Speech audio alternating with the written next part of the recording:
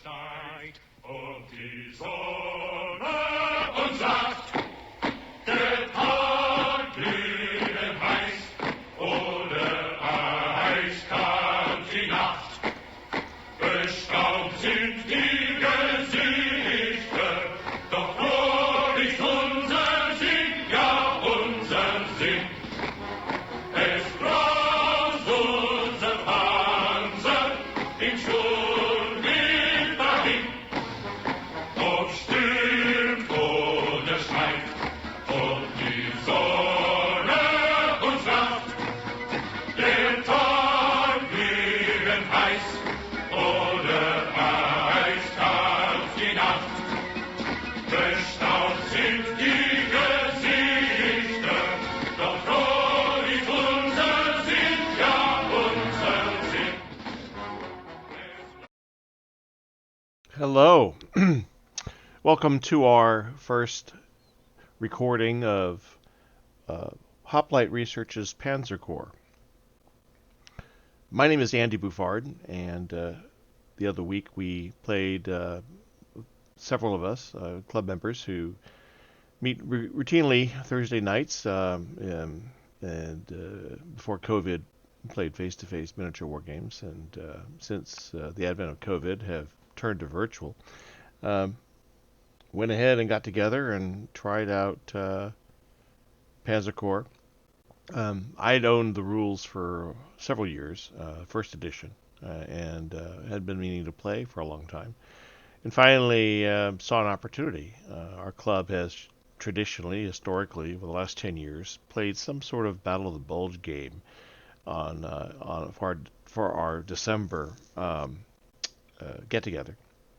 And it's been anything from Flames of War to Bolt Action to Combat Patrol to any number of others systems. So this was the first time we've tried Panzer Corps, and it was an interesting experience. What you'll see here is over the next several hours, if you stick with it, you'll see us come to grips with a system we've never played before, and it's posed challenges, of course, as you would imagine, and we made mistakes, as you would imagine. And it's brought up a lot of questions that we've asked Manny online, both before we played for the first time and subsequently after we've played. And we look forward to playing again. But before we get to that, the actual meat of what we did, I want to take a few minutes to introduce sort of what you're going to see and talk a little bit about how it was built. And I'm going to start that process by looking at an application that I'm a little biased over, and that's ArcGIS Earth. ArcGIS Earth is Esri, a Southern California company, a company I happen to work for, but Esri's version or equivalent to Google Earth, and it basically allows me to look at real geographic locations today and use those as the basis for our virtual maps. So what we're looking at here, in this particular scenario, we wanted to revisit the Battle of the Bulge, and my original goal was to take the attack of the American 35th Infantry Division, and I think it was the 30th of December in 1944, when the Germans were trying to re-surround Bastogne in Belgium. And so that was a scenario that we wanted to play, that I wanted to put together for the club members this month. And the original plan was to do it with Sam Mustafa's Rommel, but in the last minute I thought, no, let's go ahead and try Panzer Corps. It's sort of at the same scale, a divisional game.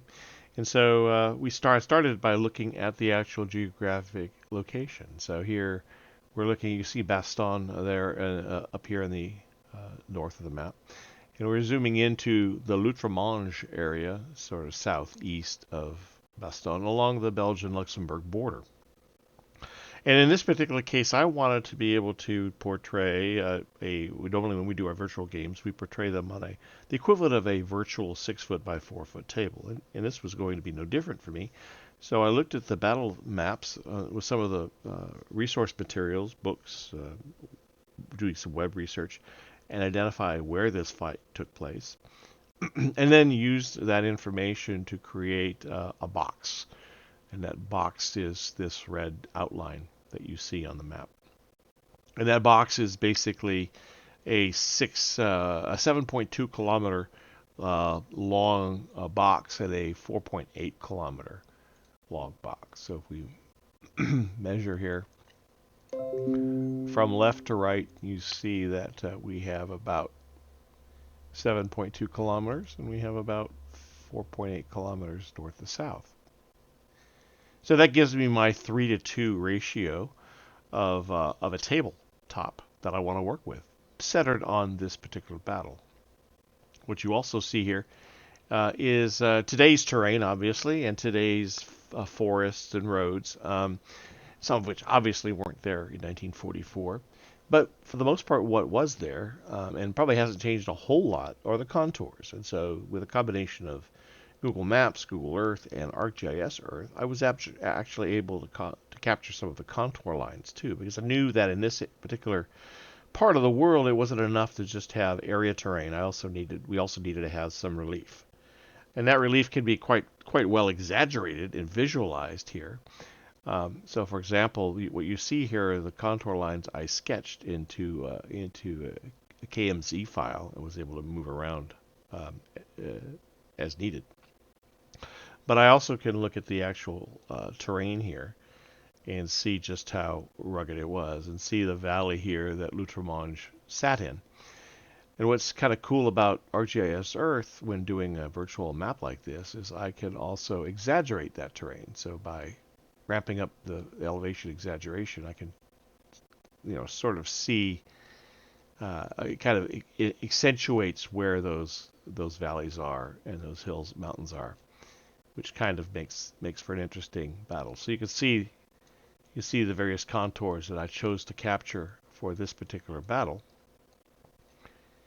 And then what I do is I take this imagery, and I take a screenshot of that red rectangle, if you like, and then I put it into Campaign Cartographer. So now we're going to switch over to Campaign Cartographer, and I'm going to show you a little bit about how I start with a blank canvas. And once I have a blank canvas in Campaign Cartographer, I can start to add layers of information. Now, Campaign Cartographer takes a little practice to get into, but it's extremely powerful. Built on top of FastCAD, it's an extremely powerful way of building a map for virtual wargaming. So we can start off by adding that image. So here's just the image taken, that 6 foot by 4 foot, or 7.2 kilometer by 4.8 kilometer. So for my scale, Panzer Corps is written, I believe, for 1 inch equals 50 meters, but I think that 1 inch per 100 meters for that particular scale of game is a better scale. And originally I planned to do this with 15 millimeter figures. That's what we do a lot of our gaming. This just happens to be what I have a lot of in my real face-to-face wargaming. So virtually I adapted that as well to 2-inch wide bases for infantry, and as I say, 100 sort of this kind of divisional scale, 100 meters equaling 1 inch. So that gives us a 72-inch or 7.2 kilometer long map. We also work with, when I'm working in this medium, I treat 70 pixels as an inch. So 70 pixels per inch. So you can figure out how many pixels I need to build a 6 foot by 4 foot equivalent map and create it. So this is what this represents, this canvas. And on top of this canvas, I'm going to add some additional layers of information. Let's bring these sheets over here. So on top of the canvas, what I then applied was a filter, basically to give it a snowy effect. Obviously, in winter, we're not going to have green fields and green trees. So I don't want the image to overpower the board necessarily. I wanted to make it look winterized. So what I did is applied a sort of a rectangle, a big rectangle filter over the map to mute the colors and give it kind of a snowy look On top of that, I then added another layer. These are the actual forests and towns, and the these are just the ground area. So cobblestones for L'Outremont here. You can see that the special effects have been applied. So cobblestones for L'Outremont and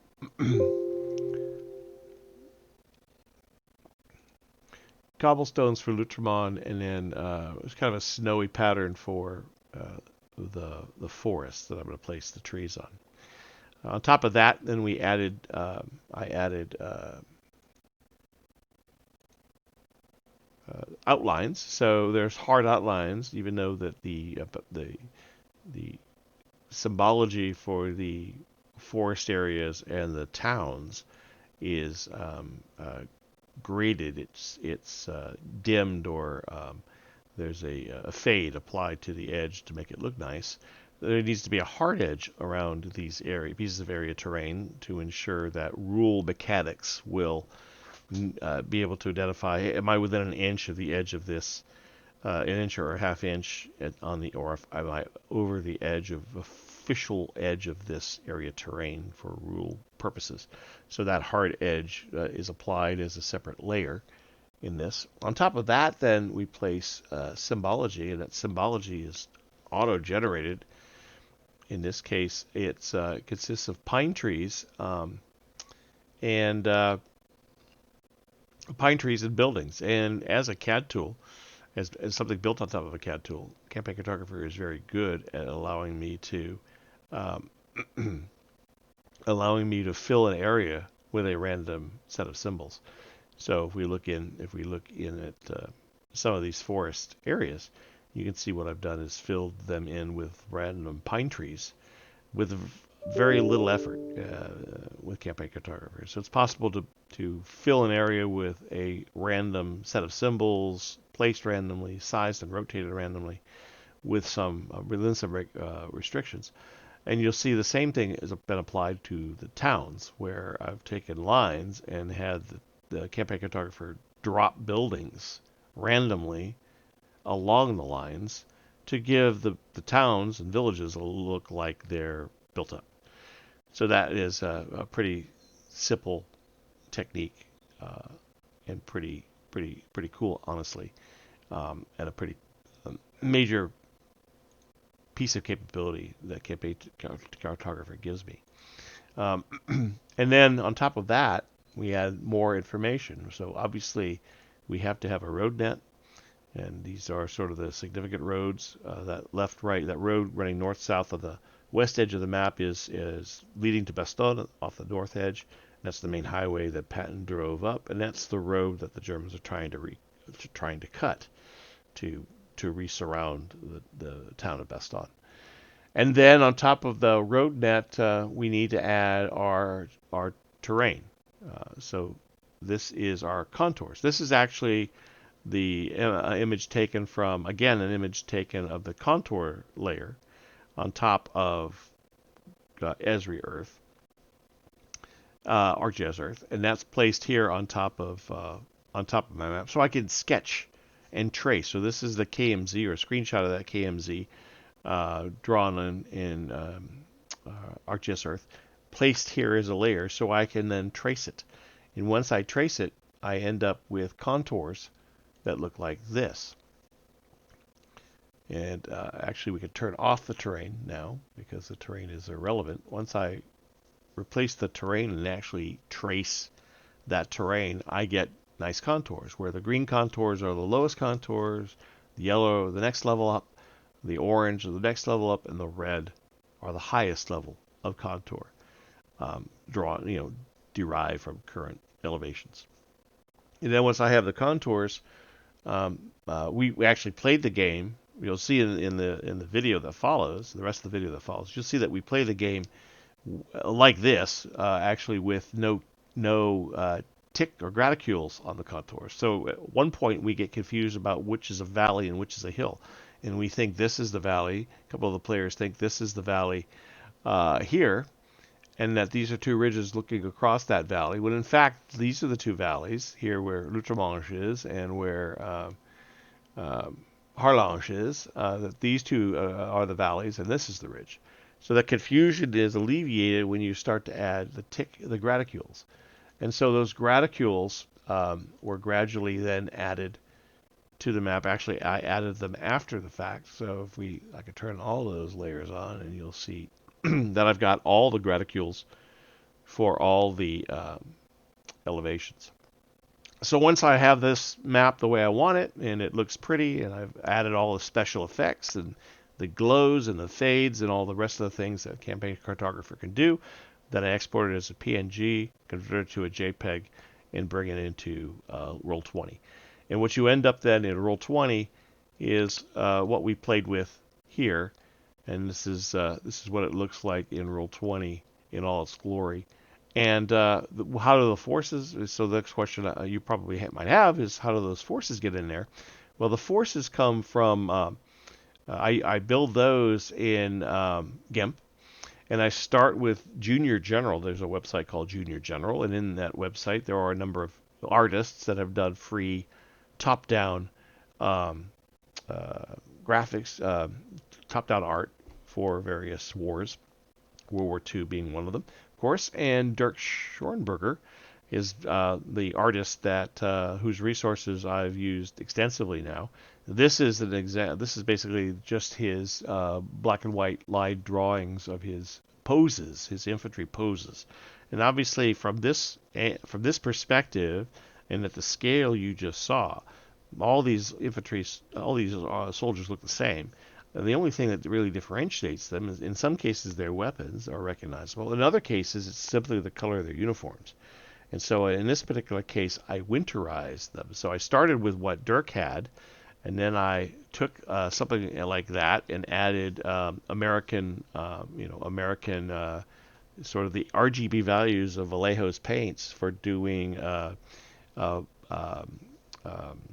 the brown violet helmet, or the khaki jacket, or the olive drab pant, and the khaki leggings. So that's how I created this American soldier. Now, actually, he's got the wrong machine gun. I noticed they have Dirk has a better machine gun up here, which I'll have to use in the future. It looks more like a 50 cal or a 30 cal. So that looks, the one I'm using right here is actually what I use for the Germans. So it looks like an MG42. Or like, what I then do is I take I build up my army pattern like this, in this case winterized, and I then apply them to bases that are designed to look like, the Flames of War bases that we're familiar with on the tabletop, and they end up looking like this. And then once they look like this, I can import them into Roll20, and then you'll see this. And then once they're in Roll20, I can add markers and the names of the units, and the decision dice. Here are the black decision dice of the SS, and the white decision dice for the Americans are labeled here on the lead company of each formation. So that's basically how we get here. And so without further ado, really, I'm going to let the rest of this video pick up, and I hope you'll stick with it. And again, you'll see us make lots of mistakes. We're trying to learn the game for the first time, and by trial and error. And the comic relief comes near the end as we struggle and get so close to figure out how close assault works. And it wasn't until I rewatched John Secker's wonderful videos, particularly the one on close assault, that it suddenly the lights came on, and I realized how close we'd gotten to having it right. So it's kind of a comedy of errors there. But I hope you enjoy what transpires. I know there's not a lot of playthrough videos for Panzer Corps. Certainly not that I've been able to find on YouTube. So this is obviously, I wouldn't necessarily recommend this video as a means to learn the rules, because we obviously make some mistakes and do something, John's videos are much better at teaching the basic rules. But we look forward to playing more, and we look forward to second edition, and we look forward to getting more getting more of our questions answered by Manny and others, and for that we're appreciative that the community is so that Manny and the community are so willing to answer quickly. So, anyway, without further ado, I'm going to turn it over to the rest of the game. I hope you enjoy it, and again, thank you for watching. Bye bye. Hi, it's Andy again. Sorry I'm interrupting. I thought I would add one more comment before I turn it over to the actual replay. And that is about house rules or the adjustments we made for scale and the things I discovered when I was setting up the game.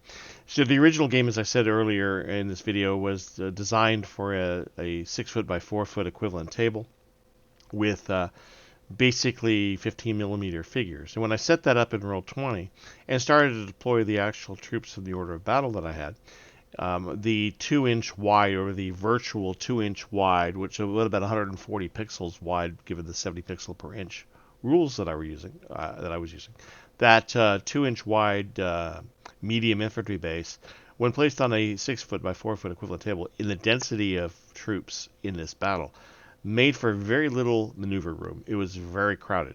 I mean, figures were shoulder to shoulder when you deployed a battalion or a formation on the map next to another formation. So it was pretty tight. So what I made a decision to do before the game started, actually, and what you see in the rest of the video, what you're looking at here on this sample map, hey, is an adjustment I made on the fly. I actually took the map and made it 1.5 times larger within Roll20.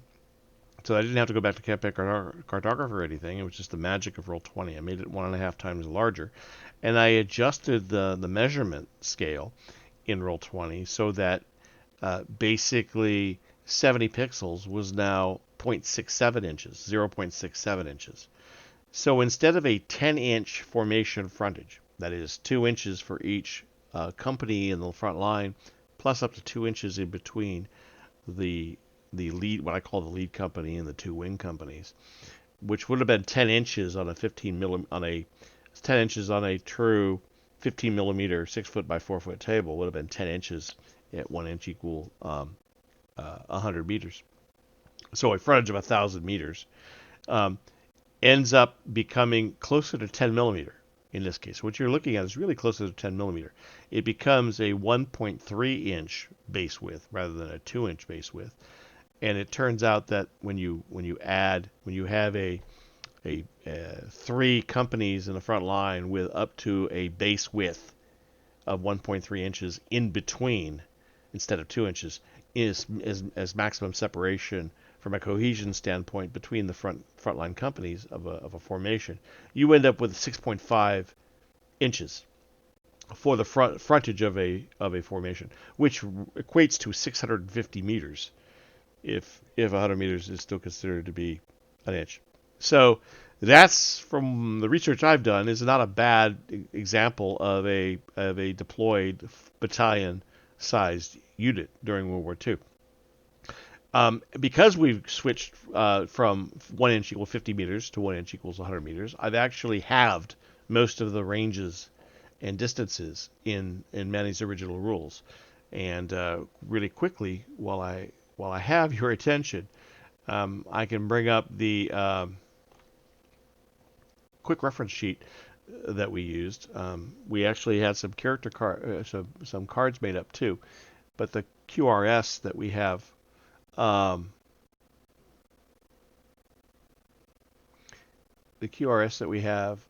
looks something like this. Actually, I don't even need to bring it up in PDF form. I can bring it up in Roll20 here as a journal entry, since we actually added it as a journal entry for all the players. So here's the QRS, page 1 of 4. So I've kind of taken the QRS from the back of the rules and kind of cleaned it up a little bit and made it a little more readable. So here we have the sequence of play, day segments, initiative, logistics, and bombardment on page 1, kind of following the sequence of play in a logical fashion. And then for page 2, I went with the decision dice. The tactical movement is, as you can see, we've taken some liberties in changing the rules slightly to simplify them, but otherwise it's fundamentally Panzer Corps. The spotting rules, the direct fire ranges have been halved. to reflect 1 inch equals 100 meters. And then page 3, going through this kind of quickly, but page 3 is the fire dice and cover tables. We've added kind of, again, in the order you would need them, all on one page, so that ultimately you could have, if you're doing this table on tabletop, you could have 2 double-sided cards per player and have all the reference material. And here's the close assault. And I know that in the close assault rules, Panzer Corps uses letters in this matrix for close assault, which then equate to the number of disorders that are applied. I simply replace the letters with the actual numbers, figuring that would be easier to read and much more concise for a one page. Anyway, so that's what we did. You'll see, if you pay close attention to the video that follows, you'll see how we've altered the rules a little bit in terms of, besides the mistakes we made, obviously, which are inexcusable. Well, excusable from the sense that we're still learning the game, but we do make the mistakes. I'll admit that, and happily admit that. But we have also tweaked a few things based on scale. So that's it for me. I promise not to interrupt again, and I hope, as I say, I hope you stick with it. Thanks for watching this far. Hope you stick with it and enjoy the next several hours of replay. All right. Take care. Thanks again. Bye-bye. Any other questions? So the situation here is, this is December 30th, 1944. The Patton has basically driven north up the highway and reached the Bastogne and broken the siege of that village, that town. And by the 30th of December, the modal is under pressure from Berlin. They're making every attempt to re-surround the town of Bastogne. So this is the sort of the last ditch attack, almost, certainly for this phase of the Battle of the Bulge, for a German corps of a mix of camp groups. So you have the recently arrived 167th Volksgrenadier Division, which came from Hungary only weeks prior. So recently arrived, fresh division, although it's Volksgrenadier. You've got elements of the SS Leibstandarte Adolf Hitler, after its attempt to spearhead the drive under Piper's command. What's left of the division is now, camp grouped up and is trying to fill a void here. You've got elements of the Panzer Lehr, basically the 901st Regiment of the Panzer Lehr, a camp group of it, and you've got one regiment of the 5th Fallschirmjäger Division, the 14th Regiment, which has attached to it some Tiger IIs from the 1st SS, from the 501st Heavy Tank Battalion. So they struck west against a highway over on the left side of the map. On the west side of the map, that line that road running up and down the left side of the map there, the extreme left side, that's the highway. So Bastogne is just off the map to the north here, and that's the road that Patton drove up. So the Germans are trying to cut this road, and the 35th Infantry Division is what's trying to stop them. And then backing them up was the 4th Armored's Combat Command A, which we have available off map. We can bring on if we get deep enough into this game. Let me see what else. I think that's about it. You basically need to figure out who has the initiative. So what we do is we take the 2 leaders, the overall leaders for both forces. So the General 35th is inspirational. The German Corps Commander's career. You average those 2 values together under the. Sorry, I'm talking about initiative first. So inspirational gets a +1, -1. So I can either take a -1 to my die roll to let the Germans have the initiative, or I can take the initiative. Basically, the side with the initiative is going to get to move first, and then the other side gets to move, and then shooting is simultaneously. I think simultaneous, I believe, isn't it, Matt? But I think movement is no. shooting is by You're shooting. Yeah. Shooting is whoever has initiative, and the results of shooting apply immediately. Right, that's right. So if you haven't shot yet and you've been affected by the enemy shooting first, you still Yeah, pay those penalties. that's right. Okay, so I'll use a +1. I'll use a +1 modifier for inspirational, and you have a 0. So we're gonna roll a d6. I'm gonna add 1, and we're gonna see who has initiative. Okay. There's a macros. By the way, there's macros for dice rolling, guys, under your collections button. I've created some macros. So I rolled 6 + 1 is 7. Okay, so the Americans have initiative.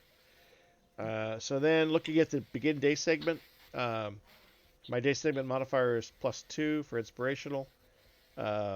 Actually, we averaged mine with yours, so we average mine is +2, yours is 0, so it's a net +1 to the begin day segment. Mm-hmm. I have air. Well, the U.S. has air superior this time, but the fog and overcast, I probably not going to impose that Yeah, here. probably not going to affect. Snow subtracts 2, so we have a net -1 to the die roll. So we roll a die 6 and subtract 1. Let me go ahead and do that. You want me to do that? I got it. Okay. Yeah, 'cause you got initiative. Good roll. It's a 0. So we get 1 turn. So we're starting here. If you look down here at the day segment tracker down here at the bottom, there are we're basically going to play 1 day of gaming, but each day can have up to 4 turns, tactical turns. So we only get 1 tactical turn. So I'm going to put the red dot, the red circle here on the 1. So we get 1 turn, and that's it for 8 to 10 a.m. And then we advance it after that. So given that, now we turn to the decision dice. Because, yeah. We determine we determine the tactical turns. Now we need to determine, I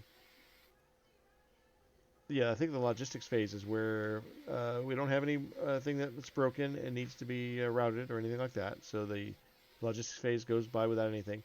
Bombardment phase. Select a target within range and line of sight of a qualified spotting formation. Well, I don't think we've got. Well, we actually. Well, I do have. I have an artillery battalion somewhere. You do have an artillery battalion. Where is it? Oh, the 4th. I don't think we put. Oh, it's over here. It's over here. Okay. Let me just shift them down into our play area. Oh, you know what? I don't have control of them. Where are they? They're just above my unit strung out on the road on the right edge of the map. 3 purple dots.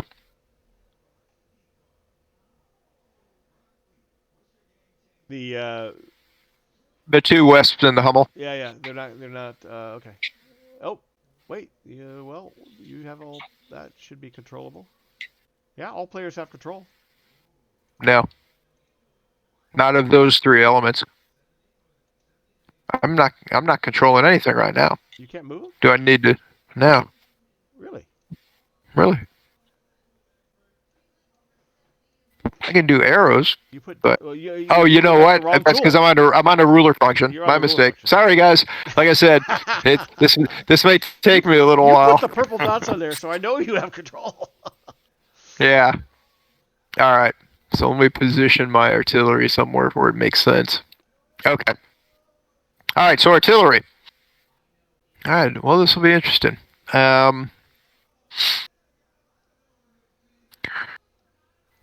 I really. I don't know. I don't think I can see these guys. I think.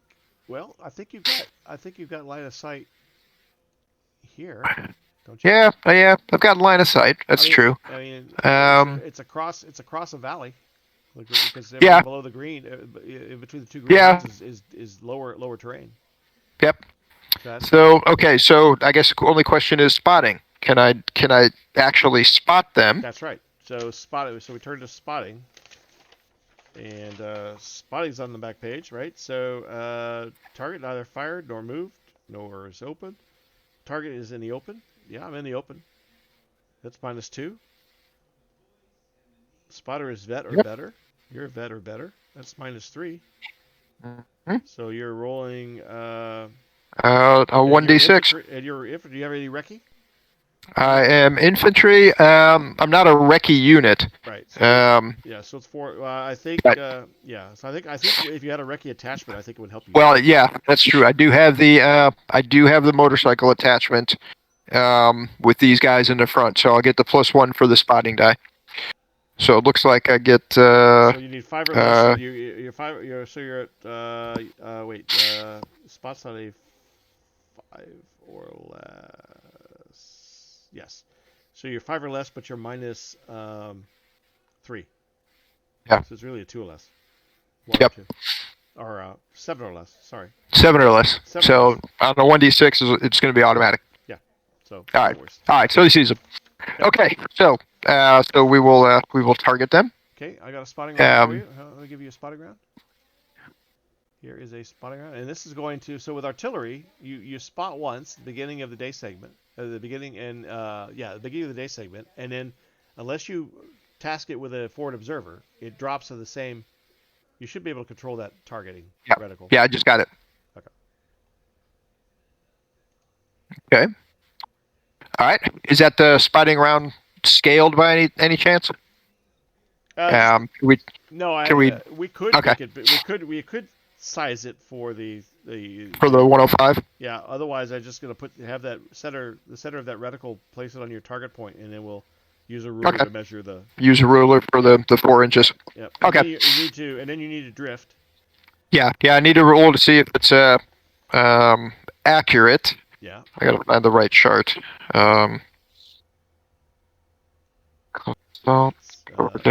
It's the first. It's the first page. First page. Yeah, bombardment phase. Okay. All right. So it's just a simple 1d6. Yep. Okay. There we go. D6. Oh, and it is dead on. Dead on target. Nicely done. Okay. All right. So there's only one unit. So the caliber that's a 105. So it's a 4-inch blast radius. So it's a 4-inch blast radius. Yeah. So it's pretty much one unit. With it, I mean, just out of curiosity, if there you go. So yeah. So that formation. Is that right? Does that seem excessive for 105? Yeah. Oh, you know what? Yeah, we didn't consider this when we scaled the map up versus the size of the unit. So it'd be 3. If we made the map 1.5 times, then it would be 3 inches instead of 4. It'd be 3 inches. Yeah. Basically. Which may be. Okay. Yeah. So, well, basically, it's going to hit that formation. Yeah. Okay. All right. So there's only one formation that's going to hit, one battalion. And so if you look at the 1st Artillery for the LSSAH, they get a D10 fire die and +1 for the caliber of the gun. And so I'm going to roll that. D10. Oh, a 1. So I roll a 1, and I get +1. So I'm at a 2. All right. Now cover die. Now the cover die is your troops in the open, and so that is going to be a D4. Ooh, I didn't create I didn't create a D4 macro. Hold on, I can fix that. Well, you can do it from the top left too. Yeah, that's true. I can also type into the chat window. Okay. Anyway, so a D4. Are there any modifiers? I don't think so. I don't think so. I think you're just in the open and not moving or anything else. So. Yep. All right. I'll roll a D4.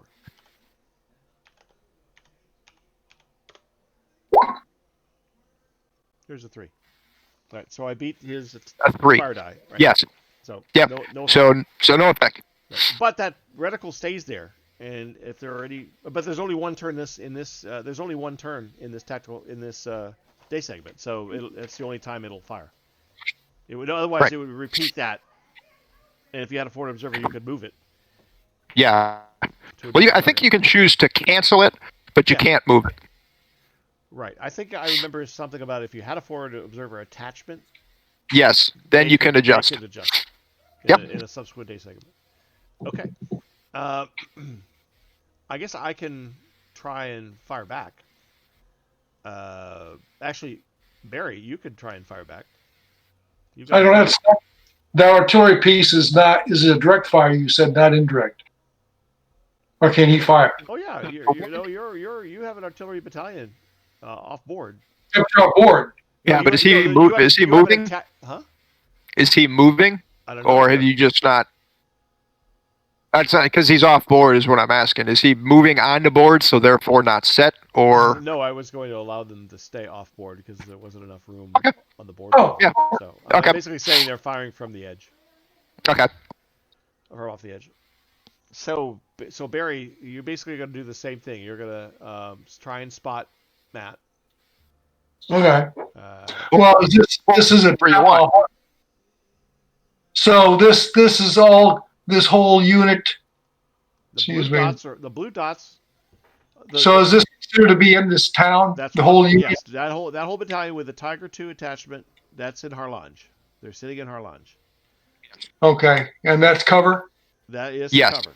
That is probably pretty good cover. At least medium cover, I would think. Yeah.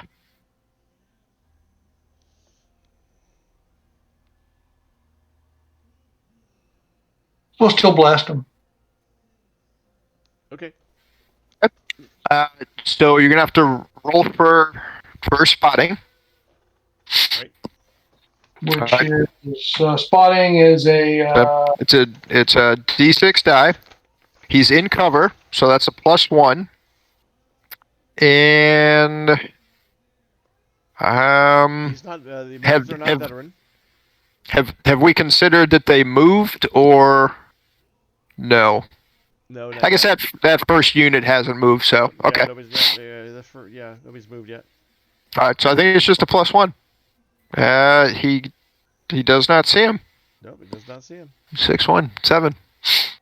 Way to go, Fallschirmjäger. You need to roll low. You might be despicable, but you can hide. Yeah, apparently. Let's see if I've got any. I don't think I've got any line of sight here. These trees, even though I'm on a hill, those trees down below are going to block me.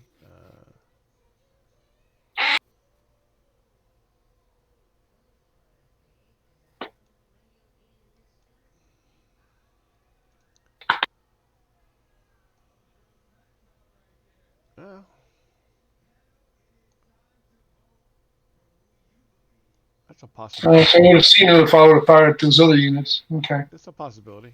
I can maybe see. because that would have been -2. I can maybe see these guys over from the ridge. I should be able to see these. Matt, would you agree? From the ridge? See where the blue stick is? That's lower. Yep. Yeah, you're definitely higher up. Well, the only thing that might block. Well, no, because that village is in the valley. So yeah, I think you can see him. So he's. Are you in range? Well, I'm calling in my artillery. Okay. I don't know how far your artillery weighs. Oh well, they're back here. That's a good question. What's the range? 60 inches What's the probably. range of the 105? They are. 60 inches. Oh, I got. And This here- is max. Yeah. They're back here. Oh, it's 52 inches. Yeah. Look at that. Well, remember we scaled the map too, so it's going to be a third less, or no, a quarter less. And we went up 50%. Right. Yeah, but I adjusted the ruler, so this is still measuring 72 inches across from end to end. Oh, so the So I think that was really 5 inches. I see. I guess that was 5 inches. Yeah. Yeah. This is actually 72. Yeah. I fudged the math, so I do his math good. All right, you're good. So that should be okay. But I still need a spot. Do I have? I don't have. No, I don't have Reki in that unit. Targeting the open to -2, which is what I should have done. Fired one of the other units. you're in the open. So that's minus I'm in 2. I'm in cover. Window! I've got to get there before he bleeds to death. These guys are. Oops. But these guys, Okay. Yeah. The Fallschirmjäger. Yeah. No. Yeah. I'm going. Sorry, not your guys. The Fallschirmjäger. Okay. I'm going after Kelly's guys. Got it. I can see them in the gap. They are in the open because their middle guy. This guy is. Mm-hmm. In Is in the open. So that's just a minus 2. Mm-hmm. Yeah, just a minus 2. So roll a d6 and subtract 2. We're all learning here. That's a 2, and I'm infantry 4 less. That's good. So I spot. You're good. Yep. Yep. So let me go get a reticle.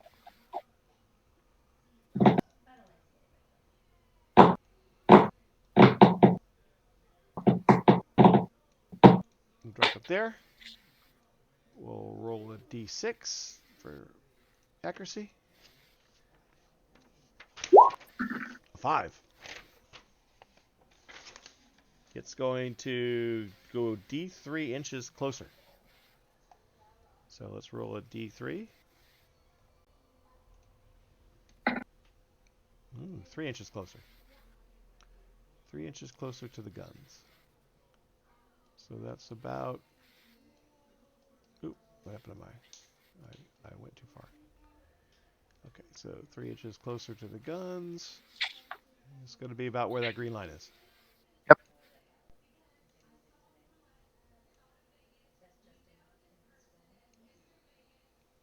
Okay. And the radius of the 105 is 4 inches. 4 inches. Yep, for a 105. Yep.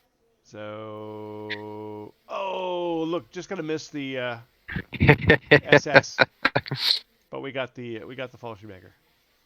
All right. So then we gotta roll my fire die. Sorry. it's 10. You are regular, so it's a D10. D10. Mm-hmm. Straight D10. Straight D10. I don't think there's any modifiers.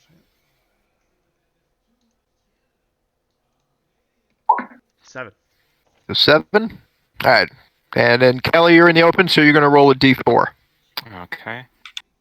Let's see. Did we make the D4? I did not, but Macro? I can No. I can Okay, do so that we real just- quick. I can do that real That's quick. okay. I can just roll it. Actually, it says you rolled an 8, Andy. The die is not. The rolled No, die it's is not. whatever, yeah, it's whatever's in the chat. I'm showing a 7.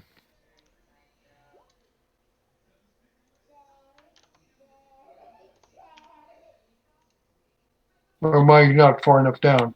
You Oh, you okay. gotta There we go. scroll 7, further. yeah, so Yeah. one. All right, so you rolled a 1. All right. That's not so good. So the difference is 6. So that means he's going to take well, it's more He's than gonna take 3 more- okay, times, so it's is it- going to be 3. Yeah, you The can't max take you more can than- get is 3. Yeah, the maximum at one time you get is 3. Right. So he's going to take 3 suppression. Okay, so the way we're gonna mark this is I'm gonna go over here to his lead unit, and I'm going to use the red dot, and I'm gonna add +3 to the red dot. So that means he is He is frag not fragmented. He is disordered. pressed. Disordered. Disorder. So then Yes. we mark him further with a yellow exclamation point. Oops! Somebody added Oh, an sorry. extra yellow exclamation point. That's okay. There you 1. There we go. go. So he's taken 3. Yeah, he's taken 3 disorder. So he's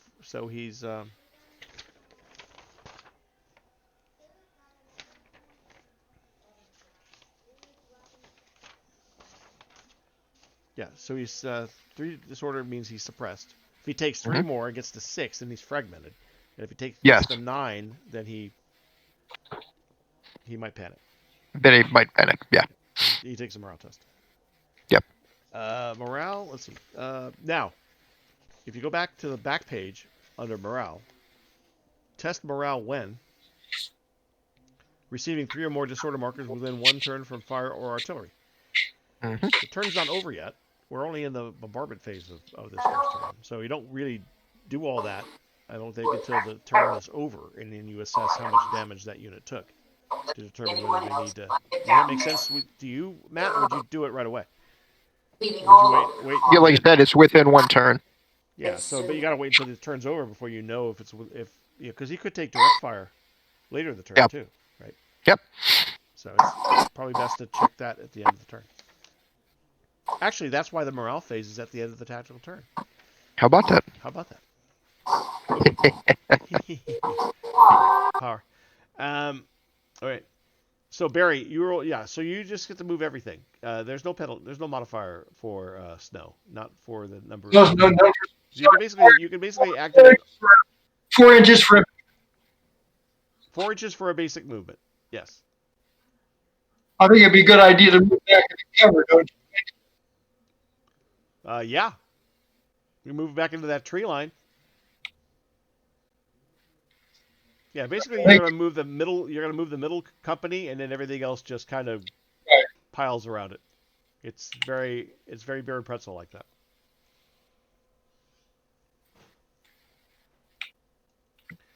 As far as I'm concerned, let me see. I think,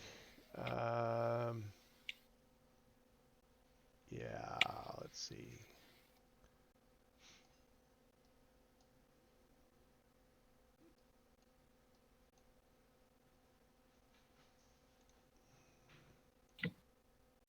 I mean, there are movement distances Mm-hmm. for. Oh, you can go. You can double time, Barry. You can double time 8 inches, but you can't shoot. Right. Yep. I'm going to be double timing with the other guys. Right. And do woods and stuff. I'm assuming that I can. Infantry is not slowed by woods, but armor. Vehicles, if a vehicle unit moves into difficult terrain, like into woods without moving along a road, then they can take suppression from that. It's just so under the bottom of the tactical movement distances on the quick reference sheet. It says any rough terrain. Actually, it says any rough terrain is half movement.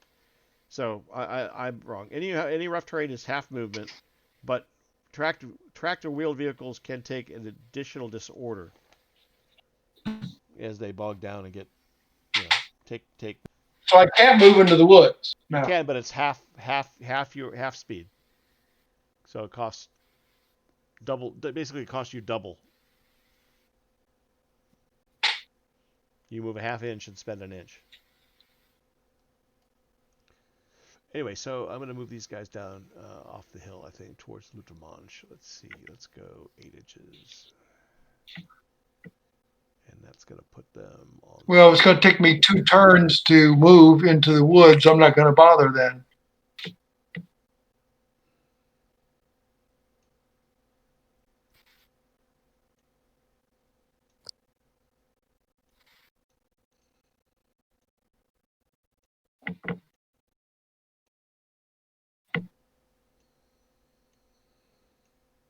Barry, are you the green dots? I am.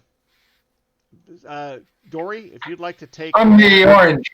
He's the orange. Dory, if you'd like to take command of one of these battalions, I moved one battalion towards Lutermanche. If you'd like to take command of this battalion in the front line here at Villers, well, let's see. This guy? Yeah, if you want to take command of this unit, you see my blue circle? Blue circle. See where my blue circle is pinging? Nope. Zoom out. Okay. I think I saw it. Yep, there it is. Yeah. So these all units with green dots belong to the same regiment. So that's one battalion. This is another battalion I just moved up. Oh, okay. Oh, can I do just one? Yeah. Oh no, I'll give it a shot. Command this battalion. Just command this one battalion. Yeah. So it's just you and Barry playing? No. On one side. On one side, Kelly is. Half. Are we allies? Yes. Compadres? Yes, we are. Yeah, I just want to do one, if Yeah, that's yeah, okay. yeah. You have control of this one battalion. Yeah. That's the training wheel battalion. Yes, the trading wheel battalion. Yeah. That's right. I'm gonna move these guys. Now these guys can. Now see, if I want to go through this wood, I need to switch to column. So, Matt, I'm gonna switch to column. Okay, that's half. It's either Yeah. half or it's either half movement or it takes one of my activations. And since I had so many activations available to me given my decision dice, I think you can burn an activation to switch into column and then burn another activation to switch out. Don't you recall that? Is that right? I thought it was an option of either Yeah, I think so. Yeah. using up an activation if you can afford it. This My 3 units here, these 3 units is not allowing me to. Whoops. Oh, yes, it is. Okay, I found it. All right, so this is going to be 4 inches to the middle of the. Okay, 4 inches to there, and another. Let's see here. Ooh, okay. Let's see.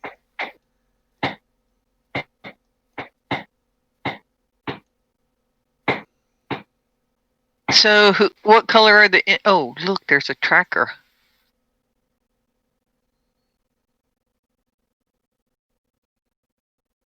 What color are the enemy? We are blue and purple. Okay. I'm going to move there for 6 through the gap, and they're all going to come in a column through the gap. Who's all the red people at the top? They're not playing. We have more forces on the map than we have players. So They're scared. Okay. 6. And then we're going to move it inch. We'll move 1 inch.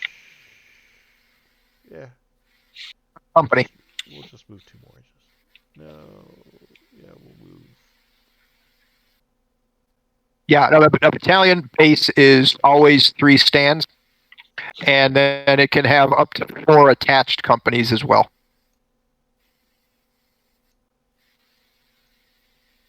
Oh, I have an ambulance. Yes.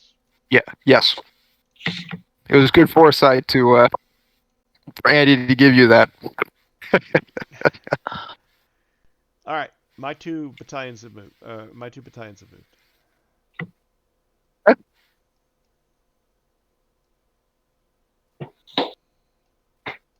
Is Barry finished moving? Barry, Yes. you done moving?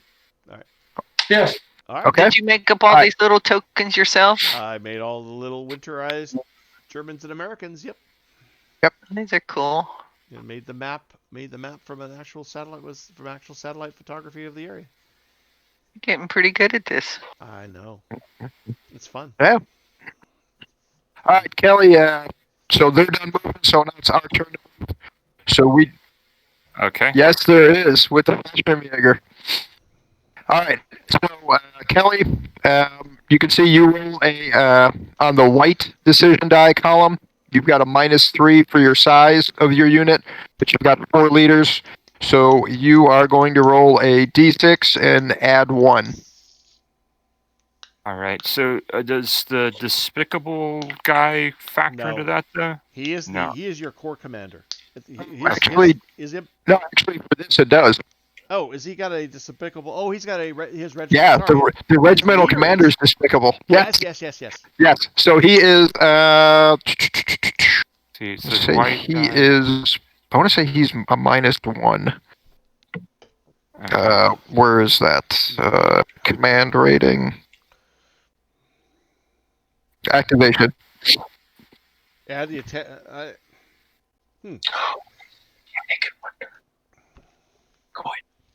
Yeah, I think that's right. Decision dice.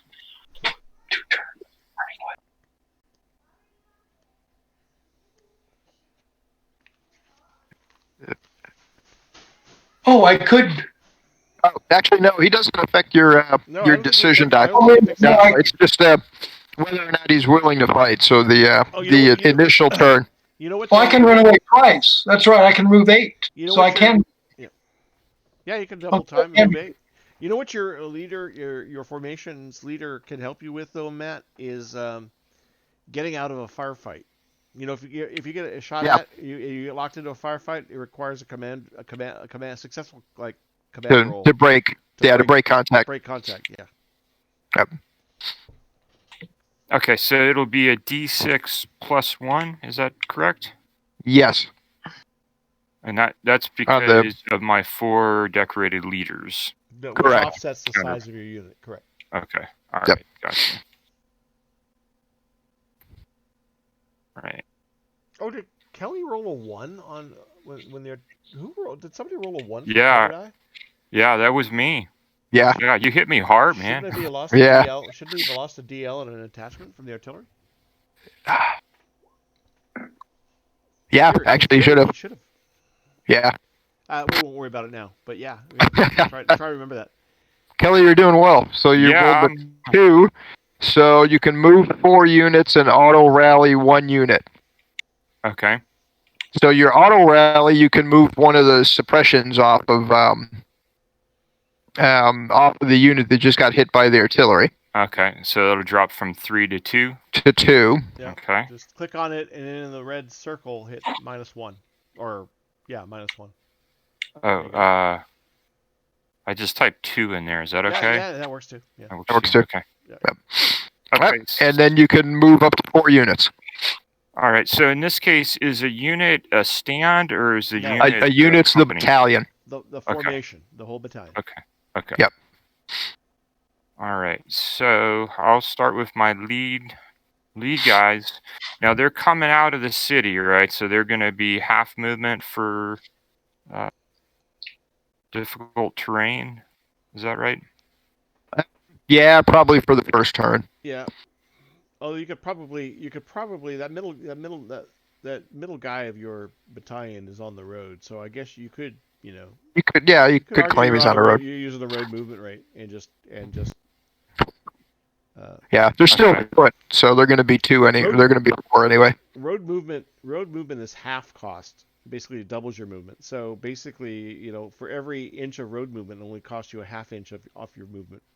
Okay. So basically, if he goes out the road, he'll be okay. Mhm. Now, do I do all the movement based off of the leader, or, Yeah. or does each Yeah, stand No, move? no. You just have to move. Really, the easiest thing to do. I'm going Beer for coffee. pretzels. Okay, the beer and pretzels thing is move your actual central company, because you Okay. got 3. Every battalion has 3 companies, and so the middle company is kind of like where you're physically located, and then you're spread out from there. But as far as what terrain is occupied by the majority of the battalion, it's assumed that you're taking advantage of the cover that middle unit is sitting in. Okay, so right now the whole group is taking advantage of the city, even though Correct. these guys Correct. are way out. Okay. Correct. All right. Well, enough of It's that. It's time a to bit attack. bit of an abstraction.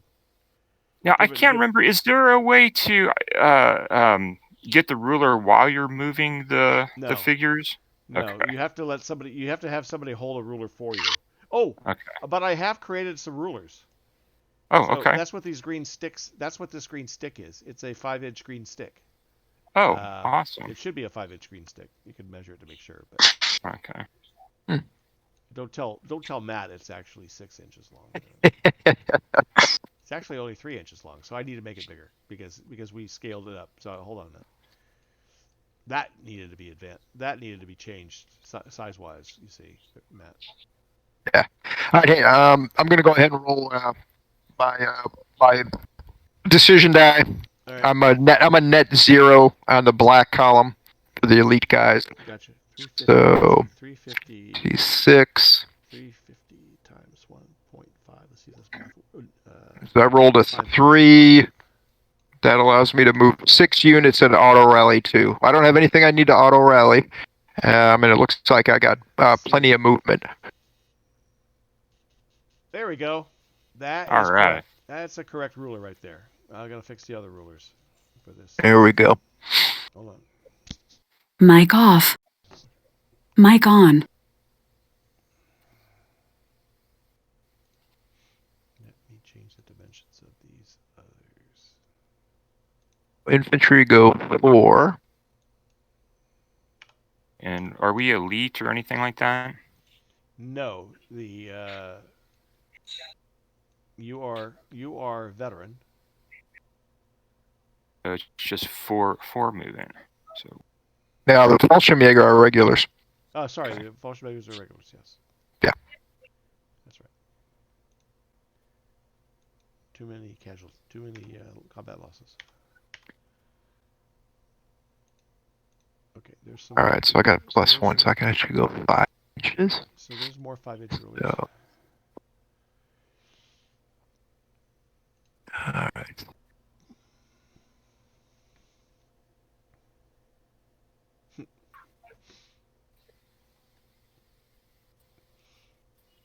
I am recording this, by the way, as well.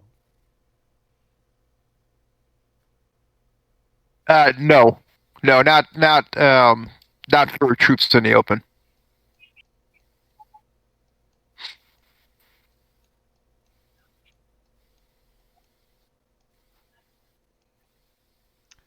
Okay, there's these. Let's see.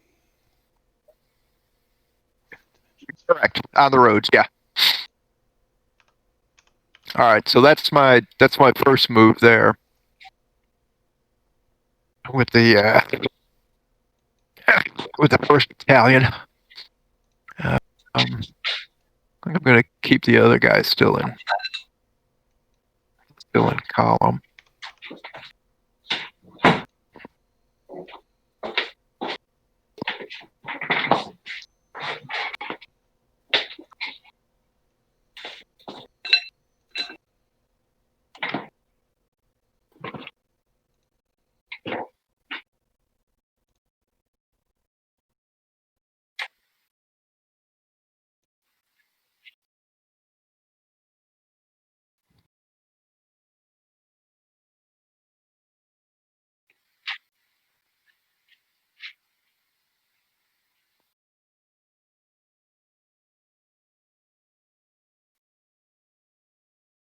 There should be a. I don't see it on a chart anywhere. What are you looking for? Going up or down, going up. Oh, up terrain. Change terrain. I don't think at this scale. Yeah. Manny had anything in there. I don't think.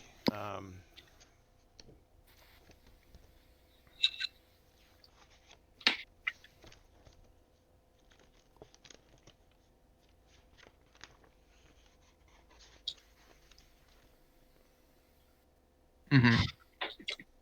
Andy? Yeah. I have a Roll20 question for you. Sure. I started loading my ships in today, Okay. and I put together a roll table. Let's say I have a ship with a name. I'll put a roll table in. I put a character in. I put the ship on the table with the name and link to the character. Right. But I don't see the roll table. How do you connect the roll table to the character or to the ship? You take the in the roll table, you have to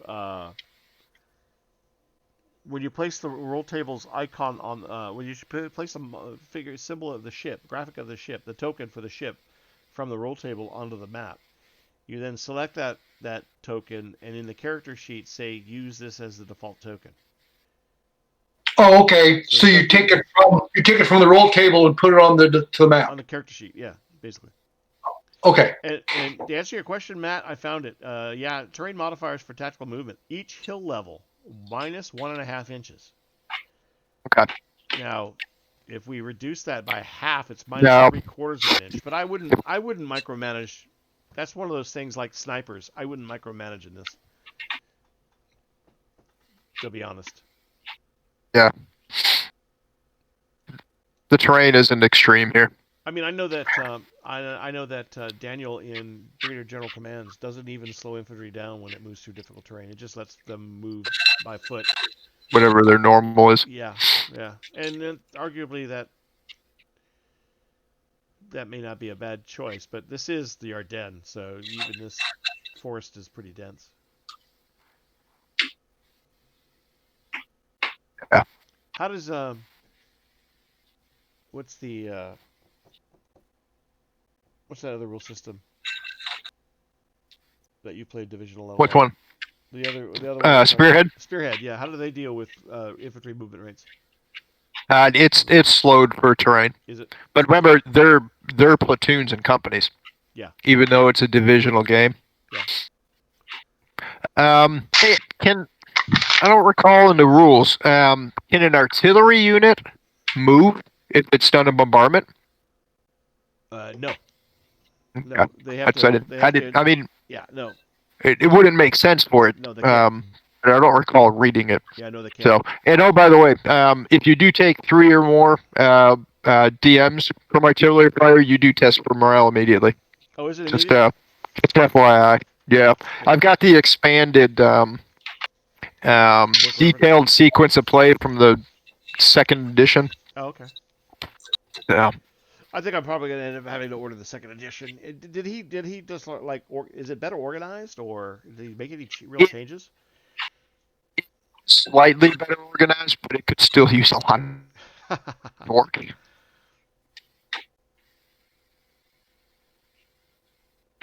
They have a website.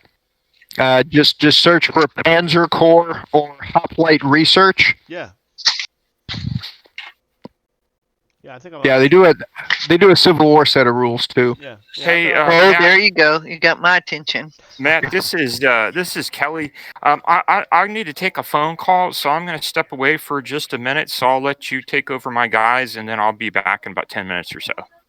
Okay, sounds good. Okay, thanks.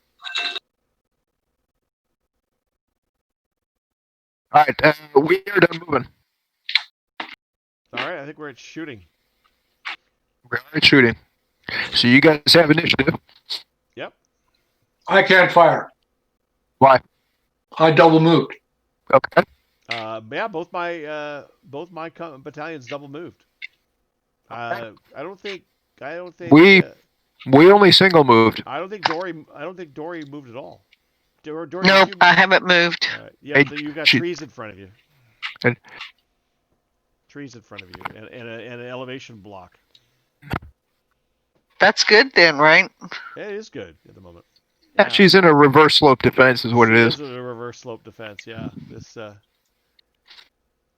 this rise in elevation right here is hiding. Yeah. Her. Is that what the green Yeah, is? Those are contour. elevation lines. Yeah, Yeah, that's contour contour. lines. Yep. And then this yellow behind me is like a peak, right? That's Yeah. a higher Green elevation. Green is the lowest elevation. Yellow is the next highest. Orange is And higher then than red. yellow, and red's the highest. Okay. Yeah. And this is So, taken right off of Real Topo.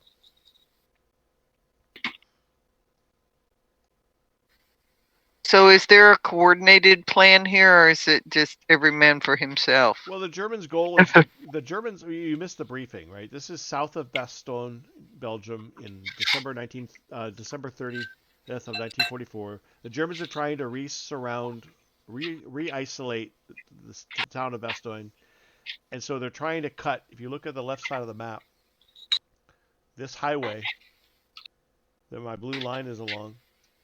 This highway is the main artery south of the town of Bastogne. And Patton just rolled up this to lift the siege of Bastogne. And so the Germans are trying to cut this road. So we don't want the Germans to cut the road behind us. So we're basically just trying to stop them from advancing to the road. Okay. That's good enough. Makes sense to me. Because they're trying, a pincer movement, they're trying to meet a German unit coming the other direction from the west. From the north and west of here. Yeah, so, and can I fire? Can this tank fire? What is his distance? Let me see. I just printed the documents. Your tank, your M10 is an attachment. So it doesn't fire separately. It supports the battalion when the battalion fires. So you treat it as infantry. It's like it doesn't have an extra gun, extra long range to the battalion. It's just an asset, a company-sized asset in a battalion, which will help you when you do shoot. But you're still shooting at standard infantry ranges. And it's on your sheet in your journal. There's a document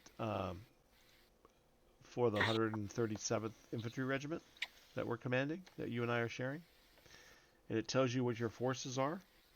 And you happen to be commanding one of the battalions of the 137th Regiment. But the basic Yeah, I'm looking at it now. I see. Okay. Yeah, so I'm gonna hang here. Can I just reposition myself here on this ridge? Well, yeah, you can fall back. I mean, you can either. One thing you could do is if you wanted to get up into an elevation that you could see out of, if you moved into this tree line that my blue stick is on, this line along here is on a higher on the ridge, so you'd be able to see across to this ridge at the Germans that are coming down this from this ridge. So right now you're on, as you say, you're on the reverse slope. You're holding the village, but if you came up here and sat on this ridge under the cover of these trees, you'd be able to engage the enemy. Yeah, that's what I want to do. All right, but we've already moved, so you have no shot because you can't see anything. Okay, well then I'll move next time. Yep. So I think we're done at our end, Matt, because we can't shoot anything. Yeah, these guys down in the south are they made one move, but they're out of range, 6-inch max range for infantry. Yep.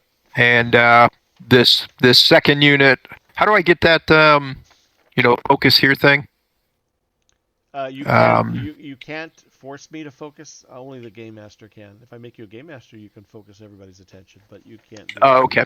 All right. You can just use a ruler like that, or use your ping. Yeah. Oh, okay. So the pinging does it. Yeah. Hold the mouse button down on a location. There we go. Yeah. Okay. So he did a double move. So even though he's in range, he can't shoot. Yeah. And this guy is out of range. He can't do a double move because we only had 4 movements based on his stellar 1 roll. Gotcha. So, okay. All right. So we are done with the fire phase. So then we go to the morale phase. I think, go to combat. We have none of that. None of that. Yep. And then we go on to morale. And yep. And so Kelly needs to make a morale test, right?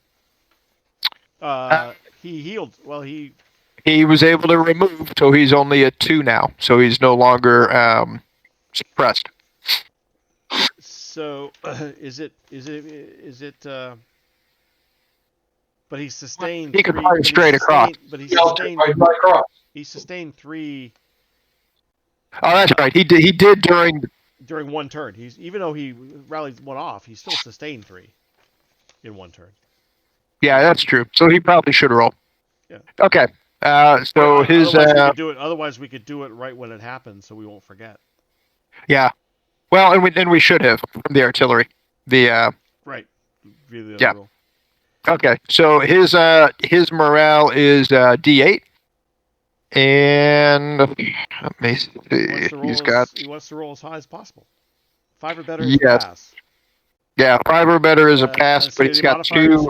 He's not hardened fanatic or he's not veteran. He's got decorated leaders. +1 for his decorated leaders. +1 per leader. -1 for each disorder marker. So he's -3. No, -2 because he rallied off 1 of the disorder. So he's he's -2 for disorder, but he's got 2 decorated leaders. So he's good there. Yeah, so he's a 0 there. Yep. And he is. Yeah. So just wants a 5 or better. All right. So 5 or better on a D8. Yep. Okay. D8. 6. Ooh. There we go. He's good. No further morale. No further penalties. Nope. Okay. All right. Well, that wraps up. Wraps up that day segment. This day segment. All right, so we go on to the second day segment, and we go back to the top of the order. Roll a d6 for initiative. Yeah, D6 for initiative. Okay. We both roll. I think I get a +1. Uh-huh. Yeah, we gave you the +1 at the beginning of the game. Yeah. 3. Ooh, who? Well, you're a +1. Oh no, 3 and 3. I think it rerolls. I think you just reroll. Yeah, it's just a reroll. Yeah. Yep. Okay. A stellar 2. Oh, 3 3. + 1 is 4. Okay, so we retain initiative. Okay. So then, so those bombardment markers come off, because it's a new day segment. So we're supposed to then do the bombardment. There's no panic, so there's nothing to do in the logistics phase.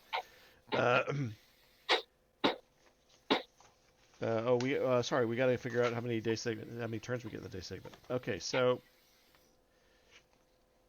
same thing. Day segment, it's a net +1 on the day segment roll. But it's -2 for snow, so it's -1. So it's a D6 -1. Yep. You want to go ahead and roll? You roll it this time. D6 -1. Okay. Oh, that's a 0. One segment again. One segment again. All right. Yeah, it's a slow day. Okay. Now the logistics phase, we're in the bombardment phase. Yep. So let's see if anything. So let's pull off the targeting reticles, and we'll see who can see what. All right. So bombardment is simultaneous. So here's what I'm going to do. I'm going to fire counter battery fire. Ooh. Because I think this Fallschirmjäger unit can see these guys if the terrain off board is the same as what's right here. Mm-hmm. And I am within range. I'm within 40 inches for the 105s. So let me roll for accuracy. Mm-hmm. D6. No, they're on the table. They're up here. All right. So I rolled a 6. Okay. They're up here. D3 inches further. D3 inches. But it's a 4-inch. Further. But it's a 4-inch radius. Yeah. So you're still gonna hit him. I'm still going to hit them. Yeah. So, sorry. Didn't mean to move that. Come on. All right. So wherever it is, we'll just put it there. All right. So they're going to get hit. So 105. So I am a D10 +1. And I think you're in the open for cover. Yeah, I think it have to be if they're So- bombarding. That's a D3 inches further, right? Or Yes. Yeah, it's going to be 3 inches away, but the blast radius is 4 inches. Yeah. So it's going to end up in the Yeah, it's the only question whether it hits some other just that unit. Yeah. And larger caliber Direct weapons board. would have a big Okay. blast radius. All right, so I roll a D10 and add 1, and we have a 6, so 7 total. Right. And then Barry, you're gonna roll a defender D4. rolls a 4-sided die.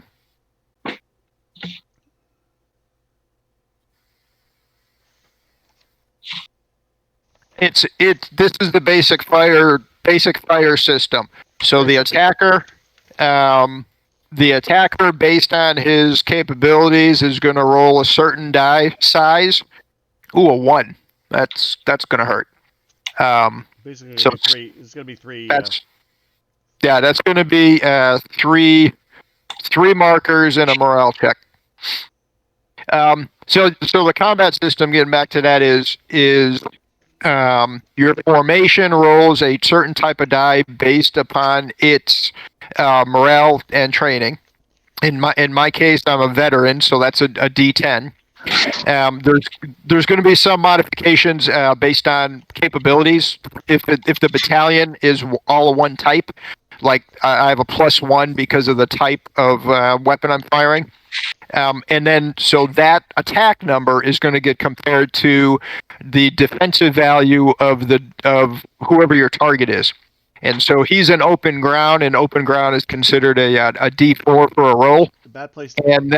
And then the results are simply the difference between those two. So in this case, the difference is 6, which is more than 3 times.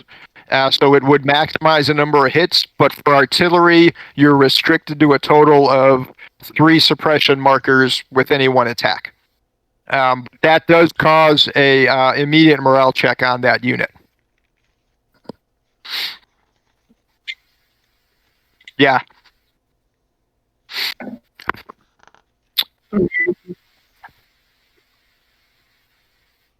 Is that the morale check? Oh, that was the morale check. 3. Okay, 3. Okay, so you're a D10, is that right? Yeah. Okay. All right. So a 3 for your morale. How many leaders do you have? Decorated None. leaders. None with the field artillery. None with the field artillery. And each disorder marker is a -1. Yeah. So it's going to be a 0. So that's a panic. That's a panic.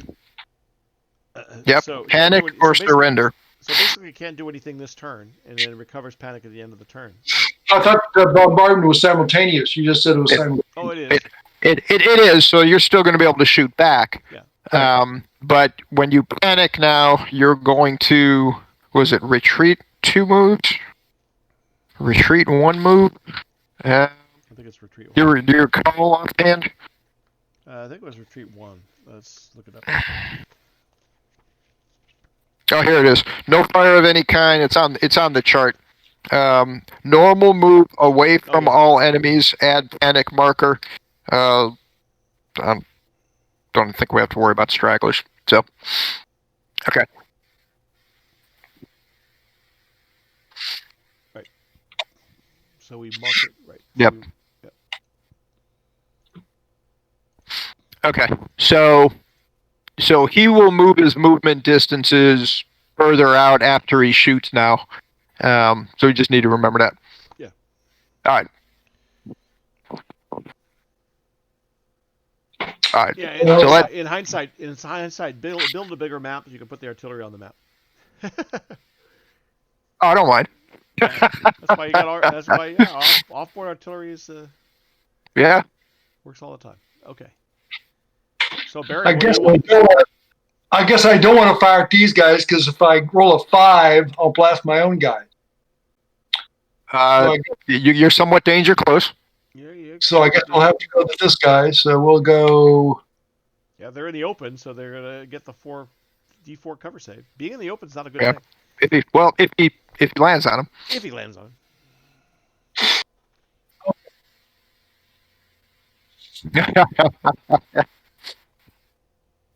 Well, that's a good thing. But yeah, that's true. You could, yeah. All right, so roll for accuracy, D6. 6-sided. Okay, so 6. So you're going to move 3 inches further away. Is it D3? Is it D3? Is it? A D3 further away. So roll another D6.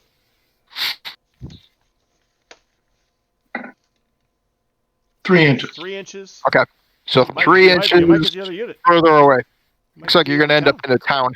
Yeah, might get the unit in the town as well.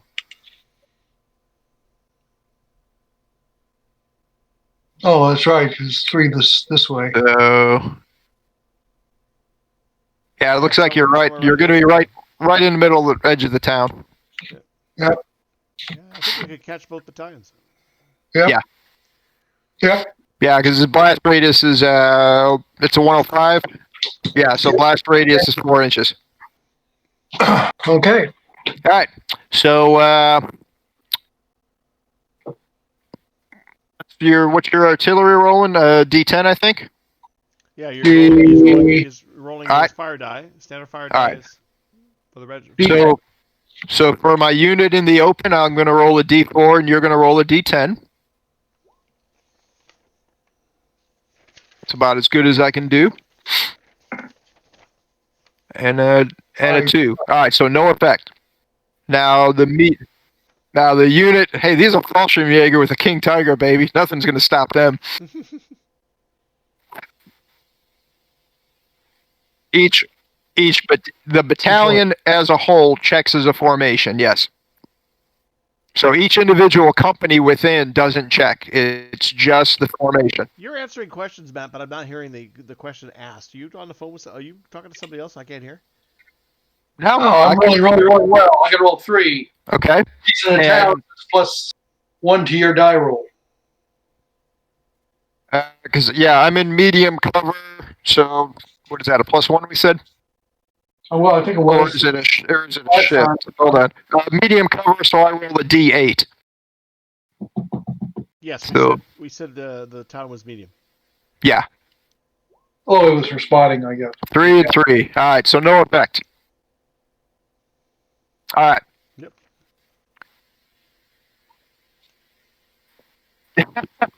You can't shoot again, so we'll just take it off. Yeah, well, let's shoot because the day segment we only have 1 day segment. Yep. All right, so now they need because I've got bad morale, right? I've got to run away. So well, he's gonna run away. So he's moving, so that far would stop.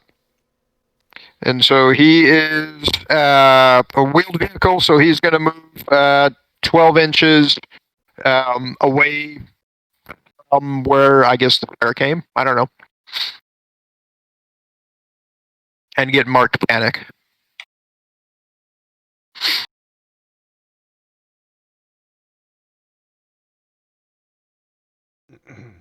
So you want to go ahead and move them back 12 inches?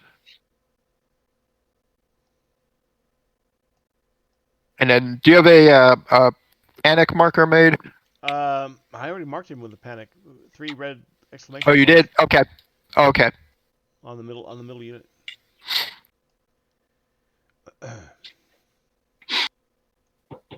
Yeah, I don't have line of sight to anything else for my artillery, so and Dory doesn't either. So the 137th can't fire artillery at this point.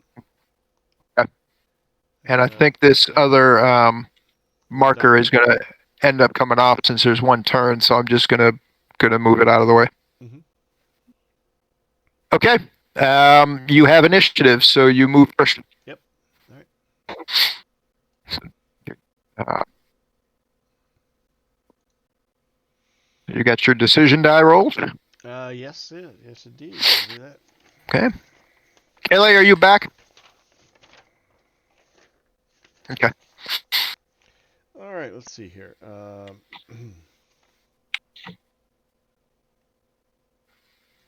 137th has 4 leaders. Hold on, Dory. That's fine. Or is it Dory moving? It was Barry. That's Barry. Did you roll your decision dice, Barry? Oh, no. Me, I'm just hanging out. No, you're fine. So I have. And this is Kelly. I'm back now. Oh, okay. Okay. Kelly, we just went through the artillery phase of the second turn. I counter battery fired and forced their artillery to panic. The unit that was off the board, so he retreated. Your Fallschirmjägers with the King Tigers were heroes. They took that firing in the open without a sweat. 3 goes to 4. 4. 4. I can move 6 units 5, and rally. We can and rally 2. 7 units and rally 3.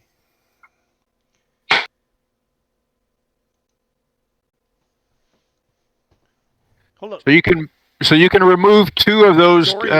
Dory, you and I can remove everything, and we don't have any suppression. Dory and I can move all 4 of our units. Yeah, and Dory can remove 2 of those suppression from his artillery. Yep. So he will no longer be. Let's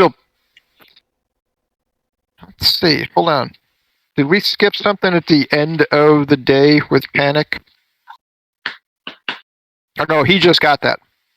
Okay. He just got that. He got that during the bombardment phase.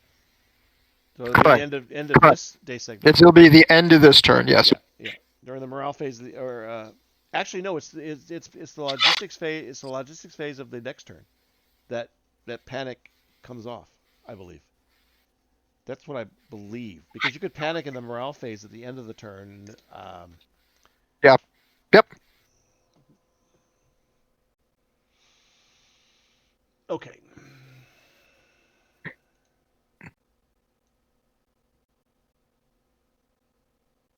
Yeah, I was hoping we'd get initiative and I could get the Leaf Standard into Lutramange before Yeah. you reached it. No. I think we're in Lutramange.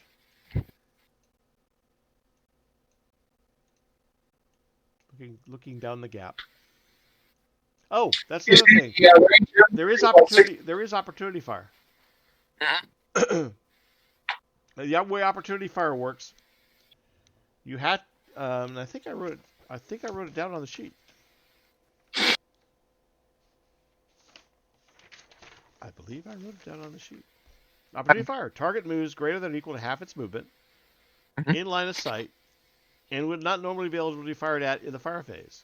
Since I moved into Lutramange and you can shoot me there in Lutramange in the fire phase, you don't get opportunity fire for my guys because you could see them. It's when you move in and out. Yeah, of you're line not of moving sight. out of my line of sight, right? Right. So yeah, you got to remember you do. It's probably plays a bigger role with vehicles that can move further, past dash past people's line of sight.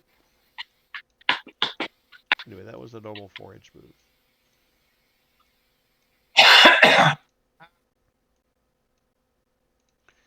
Yeah, probably not because.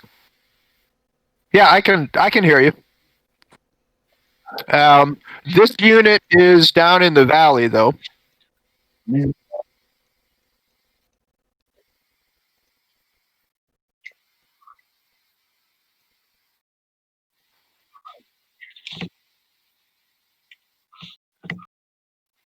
You're talking there to there.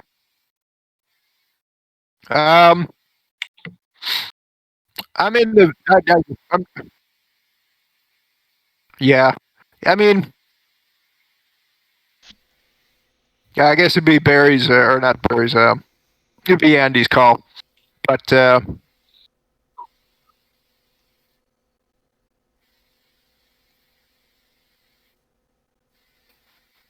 is this Tom?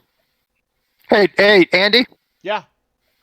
You muted Tom. I don't think you turned it off because he's talking to me, but you can't hear him. I thought I didn't know we could do that. I was wondering why you were answering questions to somebody I couldn't hear. Sorry, Tom. I muted you on my end because.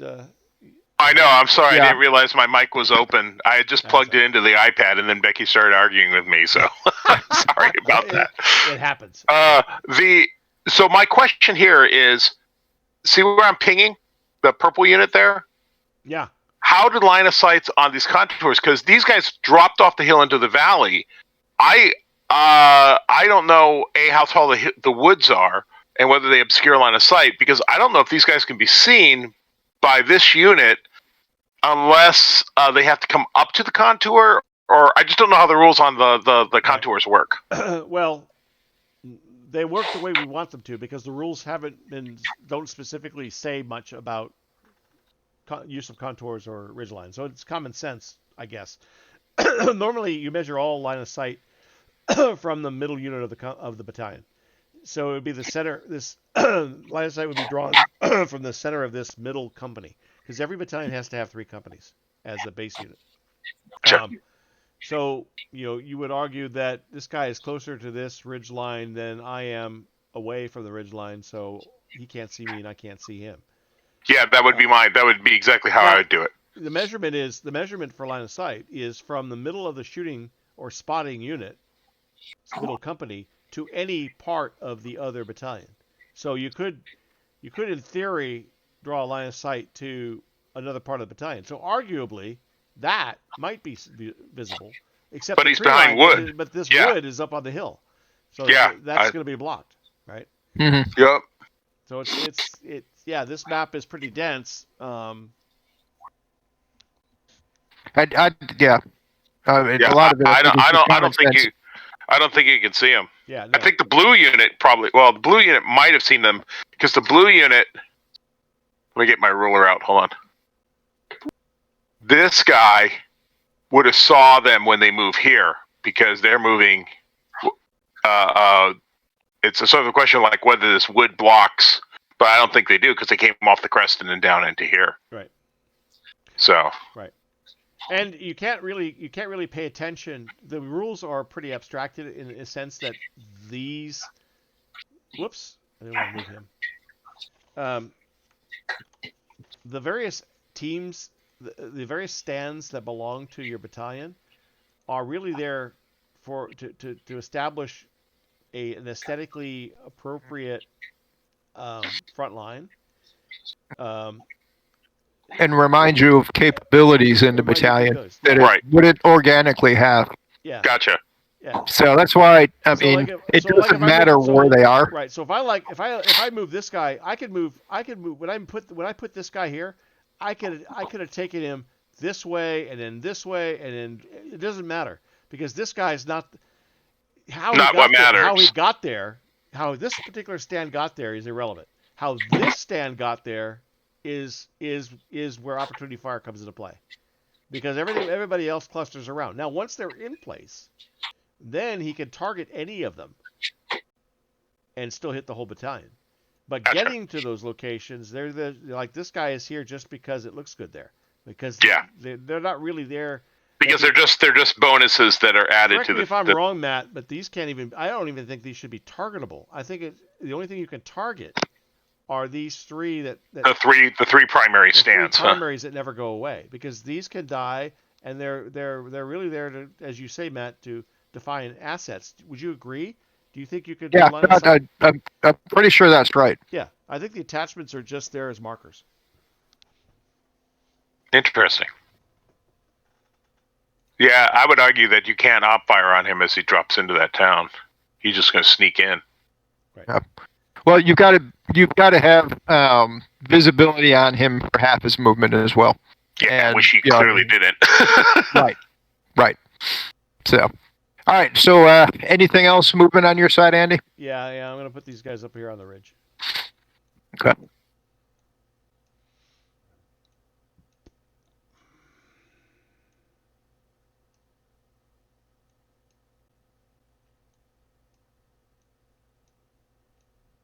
Do you have to maintain a line, or could you slide back into the woods so you wouldn't be in the open with that stand, since it can target individual stands?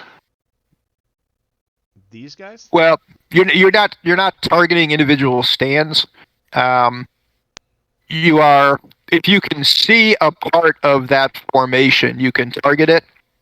But the majority of the cover that formation is what's going to affect the cover. So he doesn't have to fiddle. He doesn't have to fiddle with whether or not this guy's rotated back in the woods, because the majority of the stand is in the woods. What we said was the middle stand, which is the one that moved, it represents basically where you're at. So if the middle of this stand is in the woods, the entire battalion is in the woods. Even if I've got this guy out here and this guy on the tree line, because it looks good, and it provides a frontage, typical battalion frontage. We decided that for simplicity, the middle of the middle company defines where the entire what terrain benefit the entire battalion gets. Not having to fiddle around with what each stand. Right. What line of sight that battalion gets from that location. So there is some abstraction there at this scale. No, that's fine. Just understanding. Yeah. Anyway. I'm sorry I missed the start of this. I moved these guys into cover. I have 3 vehicles. Do I have to roll morale or something for them? No, because you're an infantry battalion. Those vehicles are just attachments. They're not really there. Correct. If you were a tank battalion, okay, or armored recon battalion, and your 3 main companies, at least 2 of your 3 companies were vehicular, then yes, you would have to test. Okay, that's good. You were talking about vehicular have to roll, so that's why. That's if you're a vehicle battalion. but you're not a Okay. vehicle battalion. Now, Barry, is that the facing you want? Well, that's just where I just moved him. I'm facing doesn't. I mean, does facing matter in this game or? Yes. It does. Yes, you can flank. Oh. That's what I'm You saying. flank, Because and when my Fallschirmjäger charge into your flank, it might be a bad day for you. flanking, yes. I was going to say Kelly's Fallschirmjäger. So yes, and your field of fire is orientation matters. Your field of fire is 45 degrees from the middle stand of your battalion. Yeah, so don't. So Sorry. your field of fire is measured at a 45 degree angle from basically the front center of your middle battalion. Yeah. So Barry, just pull that guy off the line, and then because he's not actually a machine gun. He's just a factor that allows you to use a machine gun.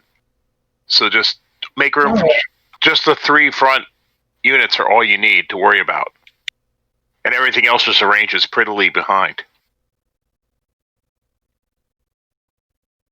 Yeah, because right now this battalion is facing this direction. I know, but I didn't know facing was important because you. Oh, yeah. Yeah, sorry, we missed that part. Yeah.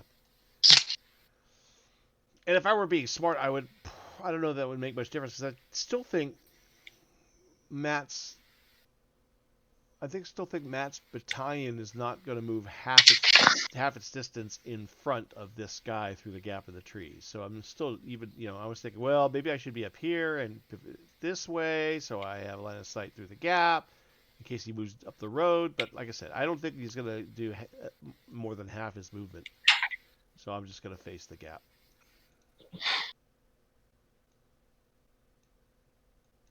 Anyway. While I was out, did these Fallschirmjägers make like another move or something like that? Yeah, they did. Okay, I was like, I didn't think I moved them that far. No, you had 4 moves available. You used 3, and you stopped them underneath that blast template that was right here, which I thought was a bad place to be, even though the turn was ending. Yeah. Yeah, if you could be in cover, you should be in cover. Yeah. That's the bottom line. Well, the other thing I was going to say is I think these guys may be my cheaty units because when I moved them, I actually forgot that they were disrupted, or I think they were supposed to move half. Yeah, they should move half when they're disrupted. And they're supposed to lose a leader or something. What's our range? 6 inches for somebody said for infantry or what? Yeah, 6 inches for an infantry battalion. Oh, okay. Damn, I was hoping to rape him.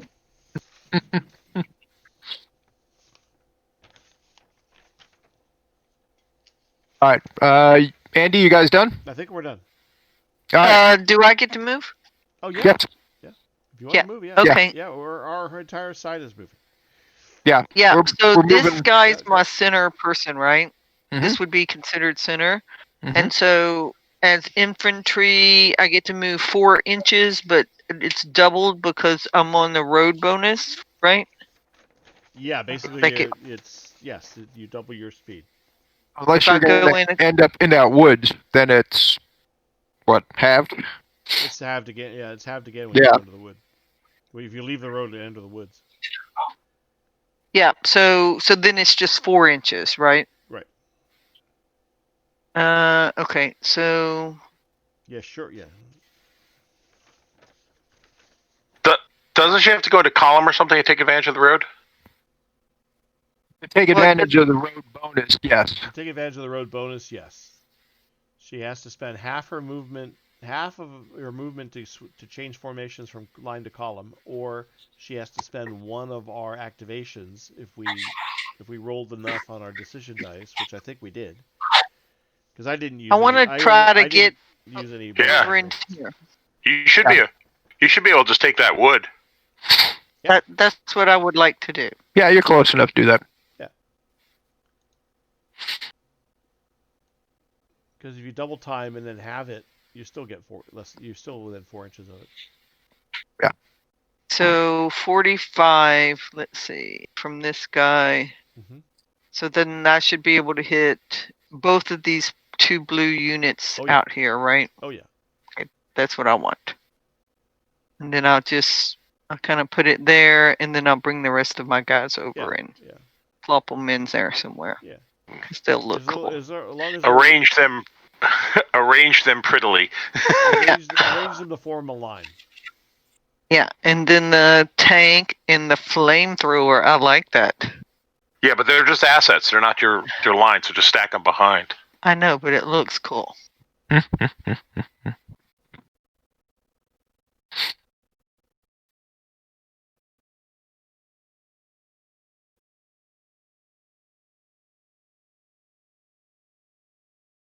Okay.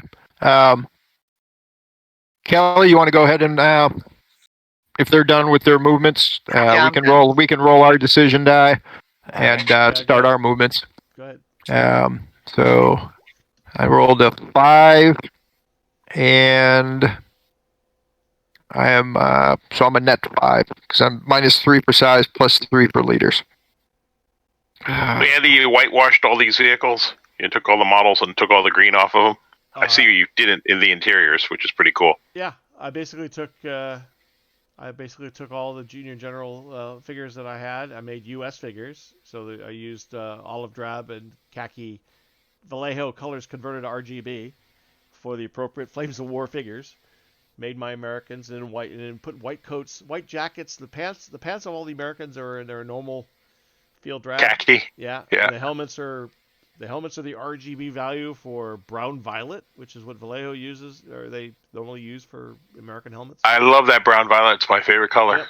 So that's So Kelly, you can auto rally one of those suppressions off your Fallschirmjäger with that roll, because you're at 2 + 1 makes it a 3.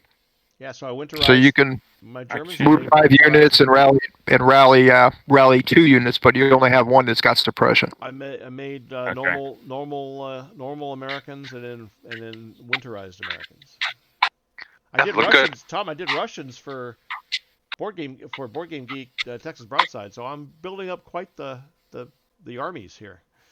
Yeah, you heard I lost my drive with all my bases on it. I hadn't heard that. I'm sorry. Oh yeah, I was very, very unhappy with that.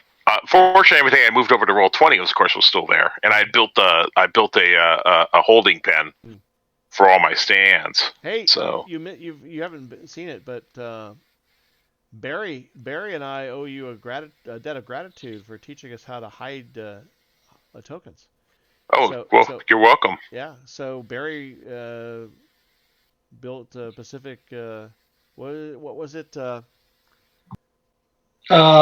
Balikpapan. It was a destroyer battle. So yeah, with hidden destroyers moving around in the dark. Yep. Yep. We used your we used your character sheet rollable table trick. Wish I said I came up with it, but no. It took a while of digging to find that answer. Yeah. So. Well, it's. I even showed my attendees how we did that in the seminar I did on Roll20.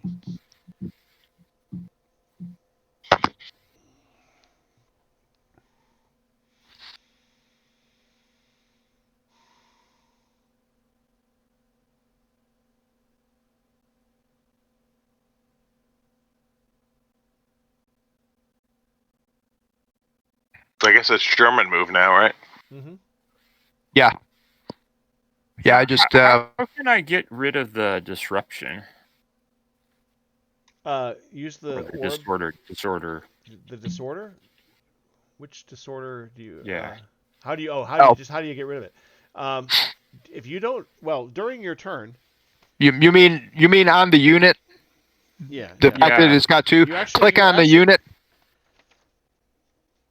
Well, I mean, yeah, I know how to remove the little exclamation point, but how do I actually not be disrupted anymore? Well, you're automatically not, because each decorated leader is going to remove 1 at the end of during every turn, and you have more than 1 decorated leader. How many disruption do you have? How much disruption do you have?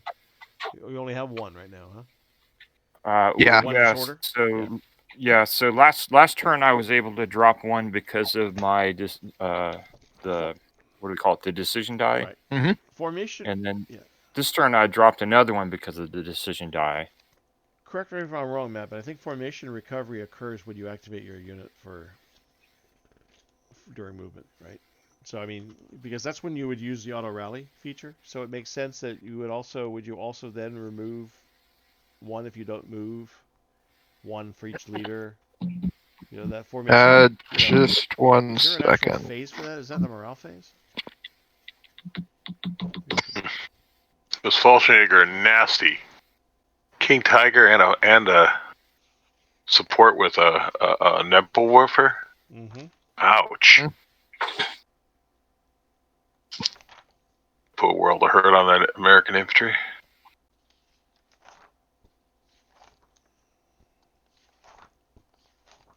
That brave infantry in that wood. Enjoy your 3-inch. At the end of the day segment, medics recover. Field hospitals recover. Oh yeah, that's right. You got the sequence of play there. Yeah. You know what? That's a good question.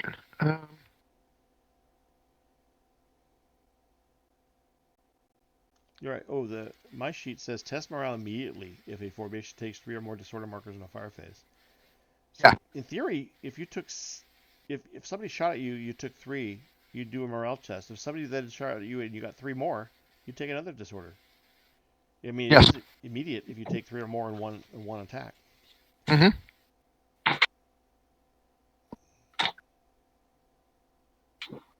Anyway, I think it's when you activate your units for movement, or you spend an activation. Yeah, You'd have to spend a decision dice activation on a unit if it chose not to move, but you'd still have to spend an activation on it, I would think. Yeah, here it is. Yeah, it's the second bullet under the movement phase. You roll your decision die, and then remove DMs, including auto rallies. It's the first thing you do after you roll your fur. Okay. But yes, you're right. Yep. Yeah. Could you send me that sequence? Could you send me that sequence of play if you have a digital version of it? Or is it? I can scan it for you. Okay. I just copied it out of the book. I'll probably just buy the book. Yeah. Matt, may I ask a question here? So these two stands can see each other clearly, right? No problem. But it's from center unit to center unit, and they can't see each other because these guys are hidden behind this ridge. No, it is spotting occurs from the unit center of the unit spotting to anywhere in the enemy formation. Okay, so then he can see. Correct. But his fire arc is 45 degrees out. Which he can't, so he can't execute anyhow. So he can't. Right. So these Fallschirmjäger in the south with the King Tiger are out of his arc of fire. So they're flanking him right now. Mm-hmm. But they can't see because he can't see any part of the but you said the support units don't really count, so he can't see anything anyhow. So he can see the southern. He can see him. No, he can't. Look, I just did it from the corner of the central stand, right? Look at that line. He just misses. He just misses. I don't He can see the guy right above him. I'm not sure what. I think the contour is going the wrong direction. Yeah, the contour is going up. You're behind a slope. Yeah, I think that's a valley. Yeah, that's a valley. Yeah, he's on the ridge, looking across the valley. Yeah. Wait. No. No, it's the other way around. It's the other way around. This is you're right. This is low, all down here. Hold on a second, let me put my finger. Yeah. This is all a low section right low. down here. This is a high ridge. This is a ridge. My blue sticks on a ridge. Yes. I thought that was that's the yellow valley. No, that's the yellow ridge. That's because it goes up to yellow. It connects to yellow. This is the valley. Yeah. That's why Dory came out of the valley and up onto that hillside. Oh, okay. This is a valley. This is a valley. Yeah. This is a valley. Okay, so he can't see me either. Then. Okay. No. This ridge, unless he moves. This ridge gets higher and higher as you go up that ridge. Okay. Well, both of us were confused because I thought that was a valley. So okay. Yeah, I should put hash marks pointing downhill. apparently on the contour. Yeah. lines. Can you draw that with a? Do you Yeah, have a 'cause line we type were- that has we were like a spotting- text? In Campaign Cartographer 3, absolutely. Could I do that? Oh, well, there you go. Oh, that's right. You got the campaign cartographer. Yeah. Oh, ain't that So sexy? all the artillery fire we did earlier in the game, we shouldn't have been able to do. No, you could because we were see. looking through the mountain. No, you Weren't you, couldn't. weren't you spotting from this Fallschirmjäger group calling the fire? Wasn't it these? I'm sorry. This guy down here was shooting at the artillery down off board. Yes. Right, but it was had being one- called. one spotting. We had one spot going this way, right, which would have been blocked, Actually, and then you're I think right. we had another spot no, going you're right. this way, which would have been Yeah. blocked. Right. I fired through the gap and hit the Fallschirmjäger with artillery spotting through this gap, and I shouldn't have been able to see over that ridge. So you got it right, Tom. That is a ridge, and I missed it too. Yeah. Yeah. Well, I figured the Fallschirmjäger were just trying to sneak up and staying out of everyone's line of fire, so that made sense to cluster behind the hill because they can come bolting around next turn. So these guys are spending an order to deploy. Since oh, well, actually, if that's a hill, then they can't be seen. So okay, scratch that. They're just going to move forward in their trucks. You're fat, dumb, and happy down in that valley. I am now. So tell me again this unit in the center. So how did we decide we get rid of the disruption? It just goes away. Yeah, when you activate right after you roll the decision dice, which you should have done for your Fallschirmjäger, which you did, Okay. and you start to decide how to spend your activations. You can activate a unit to remove its disorder. If a unit doesn't move at all, he removes one. If he has any decorated leaders, he removes one for every leader that he has. So Okay. yeah. So they're good. They're good. Yeah. Now the yellow exclamation point, does that go away as well? Yes, because you're dropped below 3. Okay. So as soon as you drop below 3, it goes away. That just is a reminder that you're at 3 or more. Two orange exclamation points is at 6, and 3 red is 9. Okay. As a further indicator that you're hurting. Okay. All right. So now, I just saw. I may be a little bit confused, but the movements, right? So I have moved 5 units. Can you move the same unit twice? No. No unit can move more than once. No unit can shoot more than once during shooting, but no unit can move more than once. You could double move. You can double move him. You can get twice the distance. Yes. But that's a single activation and a single move. It's just a double time movement. Okay. Okay. Yeah. So that's may last have time. Last time we got here, it wasn't a second activation. You may have just double move. You may have unused, depending on the size of your formation and how well you roll. You may have several unused activations that just get burnt. You can't roll over. I used unused activations. I used them by converting from line to column for free. Each activation that you have to burn can get you from a line to a column and back to a line again. One activation per formation change to go through gaps in the trees, for example, and not have to slow down. All right. I'm sorry, Andy. Could you say that again? So yeah. So for example, if you had a formation, let's say here, I'll use my ruler right now. Let's say here, if Matt wanted to go and attack Lutermange, right, and close combat it, or let's say he just wanted to get through this gap in the trees, if he moves his unit or formation through the trees, he's going to spend half his movement fighting through the trees. If he spends an activation, one of his many activations, to switch to column, he can slide through the gap of the trees right here as a column as a single file column, and then when he gets on the other side, he could spend another activation to uncolumn and form a line again. Okay. Which is what these guys just did. Okay. Yeah, they came out of the town in column, and then deployed. Right.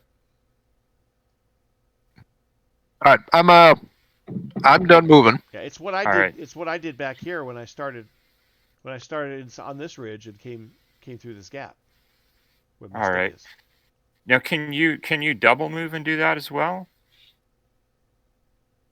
As long as you've got the command orders. As long as you have the Okay. command orders to 'Cause switch in a be- column.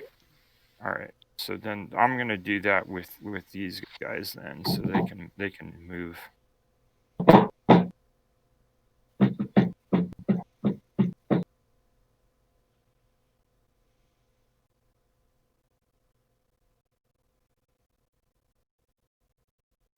Okay, I'm done. I mean, in theory, if you switch to column on a road, you get the road bonus, and then you double time down the road as well. You basically got 4 times the movement. If I'm not mistaken, that. Times 2 and times 2. Yeah. Yeah. That's Hey, Kelly, your King Tiger group. Are they gonna? Do they want to move up to assault the flank of these guys in the woods? Well, I mean that's what I thought I was doing until I realized I was behind a hill. So, next turn we'll get them, I guess. Well, you've got what, 4 inches to move? Well, they already moved their 4 inches though. Oh, they moved once. Yeah. Yeah. What's the flank? Okay.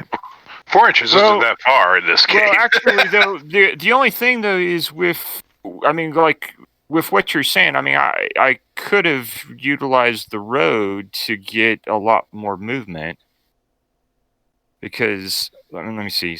Couldn't you be in column? 4. Well, yeah, but then they're saying you can use all the extra activations to go in and out of column, right? Yeah. So I could do 1 activation to go into column, use the road movement. Well, no, but then I would still be basically here, right? So Yeah, I because wouldn't really it's the end of the world here anyhow, so you're fine next turn. Yeah. You guys are going to be in a pincer on them. You can pop them like a zit. Hey, Matt, I was looking this up. This is not considered flank. It's close. Because according to what I'm reading on page 28 of my book, if this is the front edge of that You have to be formation, behind it. Yeah, he has to be able to point. He has to be able to point basically the center of your firing unit to the center of my formation. Okay. He's got to move a little more. Yeah. Yeah. Yeah. But next turn, unless he getting moves, I can easily flank him. He's getting there. Depends if Andy keeps rolling nicely. There you go. Oh, and hey, now you can only change formation once. That's true. Yeah, a formation can change into deployment or basically column once during its movement. Cost to change is half of its total movement. But you can offset that with the leadership, right? Or an activation. No. Or an activation. Nope. Doesn't say so. Yep. It just says cost to change formation is 1/2 the total amount. Okay. Well, only one deployment change is allowed per turn per formation. Page 22, top bullet of page 22 of the first edition. Formation change. A formation can change its deployment by subtracting 1/2 of its movement allowance or using one of its free moves from the decision die chart. Yes, but it still says two lines long. Further, one deployment change per turn per formation. So you couldn't go into column, move, and switch back into column by using 2 command points because you can only make 1. Right. Correct. Yeah. Okay. Well, that's fine, but you don't have to pay the half movement as long as you've got the command point. You got the command to burn. Right. Yeah. So I theoretically broke that rule when I went into column and then back out into line. But okay. Yeah. Because you're cheaty. Because I cheat like that. Hey guys, it's late for me. Good luck. Enjoy. Next week, NASCAR. So, aloha. Thanks, Tom. Right. Bye-bye. Bye, Tom. All right. Good night. I got to turn off the... So if movement is done, then we're fire phase. I think we're in the fire phase. Andy, you're first. Okie dokie. I think I got a shot. We started in the north. I've got 2 shots. Yep, I only moved. I didn't double time this time, so we're gonna hit. Yeah, but you're out of range. You're 9 inches. Oh, Infantry max is 6 inches. Yeah. Yeah. Uh-huh. Yeah, baby. Yeah, baby. I know. Why do you think my front line's where it is? Yeah, baby. Plus, I couldn't go much further. Yeah. Well, we got it. Well, yeah, you got a shot there. All right. Yeah. I got a shot there, and I got a shot here. Barry's got some shooting. This group moved. Let me go. This group moved. Yeah, that's fine. Yep. So And I what do I? think the enemy moved. So we're gonna get into some fire die modifiers. So your form. Actually, they didn't move. These. My guys didn't move. These guys. Yeah, that's good. Yeah, they didn't move. Yeah, they didn't move. Nope. All right, so infantry fire die modifiers. This is on the quick reference card. So your base dice type is D10s, right, Barry? I think your D10s or regulars. Let's see. For that, D10 plus 2. D10 plus 2 because you have your 2 combat, but you have more combat attachments now. That was just the machine gun. That was just your heavy company. So now you've got I got quad. I got the tank destroyer, which is plus 2 fire dice. That's a plus 3, and I've got my recon, which is another one. So that's another plus 4. And where are you looking at that? Underneath my 320 regimental assets. Oh, did you? It's on his unit info sheet. Oh, okay. I didn't think recon gave him a plus 1 on shooting. I thought it was just for spotting. Plus 1 fire die. No, it's plus 1. It's plus 1 shooting also. Is it? It's not on. It is. It's not on the quick reference. Yeah, the spot 1 die, the recon, tank destroyer is 2, so that's a plus. Right, I gotta look that up. I believe you, but I'll have to add it to my sheet. So that's a D10 plus 6. Yep. Motorcycle, bicycle, or recon company adds -1 to D6 spotting and adds +1 to fire die. All right, good catch. Thank you. 11. So it's an 11. All right. It's gonna hurt. We're in the open, so we're a 4, and I don't think. That's it. Let's see. Better than a 1. A little bit better. Your rules. Yeah, I was just looking to see if you didn't move, if you're considered in light cover, but you're still considered in the open. So, okay, so 11 to 2, so that's a 9. Oh shit! Yeah, that's bad. Well, that's 3 disorder. It's never more than 3. Yeah. But it is a morale test. It's 3 disorder and a morale test. And you second edition must be different, Matt, because I'm looking at page 22 of first edition on that little brown chart with all the attached company abilities, and it under under recon it just says it modifies spotting. It doesn't say anything about adding to combat. So interesting. Yeah, version 2 has after that it says and +1 for fire. Okay, cool. So yep, update it. Cool. Okay. So yeah, he's going to take 3 hits. He's going to take a morale test. Yep. Okay. So, see, he's a leader gives him 2, I believe. He's got a D10. He's regular, so he's got a D10 for morale. Yep. Starts as a D10. Yep. He's got what 4 total suppression out of him now? 3. 3 he just took. So that's. Oh, that's right. The 3 he took. Right. So and then how many leaders does he have? See, I believe that guy has 2. So -3 plus 2 would be a -1. But that -1. Yep. Yep. That -1. Roll a D10 -1.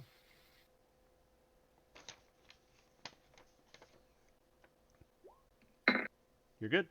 Nice. All right. Fallschirmjäger.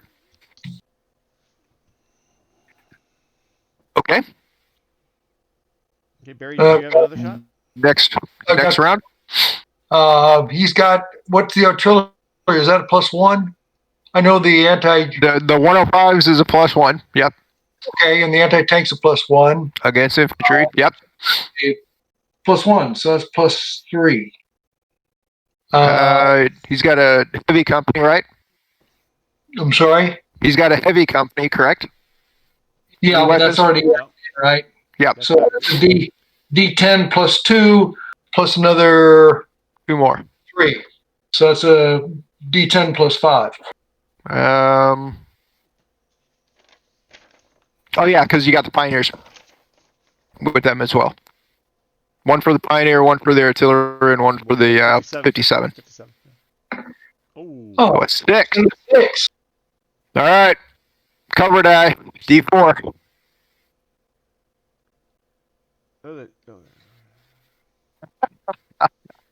That's still 5. Okay. All right. So Good though. Yeah, it's still greater than or equal to, or 3 times. So 3 more disorder.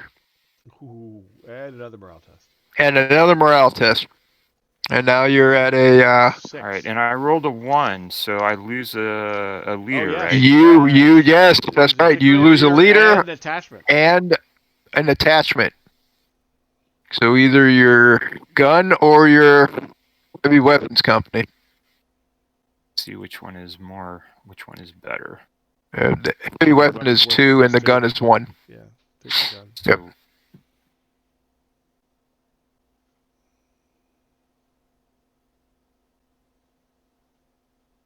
Oh, you want to keep the heavy weapon. No, that's your heavy weapon That's company. your heavy weapon. Oh, I'll put that back. That's worth +2. Right. Take the big gun. The big gun. There you go. There you go. all right. All right, so now you're +6 for suppression. You're down to 1 decorated leader, correct? That's right. All right, so you're a D10 +5. Ouch. Or D10 -5, I'm sorry. 10 minus 5. 3. So a 3. 2 disorder. Add 2 more disorder. Yep, add 2 more disorder. Now at 8. All right, so you are now fragmented because you have more than 6. So 2. He needs 2 red exclamation points. I gave him 2 And orange. 2 orange exclamation points. Or 2 orange. Okay. And at this point, he can't fire anymore. He can't move, and he's got to test. He test morale upon fragmentation. So he's going to take another test now. The first one was for getting the 3 more, but now he's fragmented, so he's got to take another test. Yep. So he's at 8 with 1 leader, so he's +7 or -7.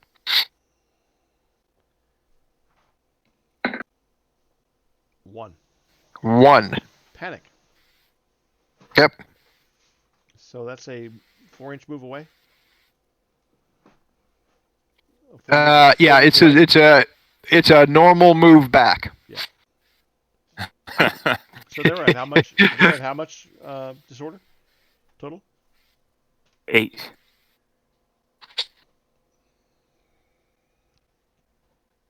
Right. Okay. Right. There should be 8, right? Yeah. Because they Yeah. Yeah. Now, at the beginning of the turn, beginning of the next day segment, during the logistics phase, they will be able to recover panic. It's the movement phase. Movement phase. First thing you do is remove DMs. Oh, I'm looking yeah, at- he can. Yeah, he can Logistics try to. phase- in the logistics phase, it says formations that have newly reached their maximum panic number are marked broken and must withdraw. But he's not reached his maximum panic, which is probably what, 3? 3. Correct. 3. So Now, was he within 4 inches of one of his friendly units? He is. Yep. Within Do we 4 have inches. a panic? I think to keep track of the panic. Yeah, it's on the unit data sheets for panic, tracking them with a panic. But do we don't have one on the actual unit itself? I don't think. I don't think Andy made one. what's Okay. that? Make what? A panic tracker. I mean, we could use one of the other.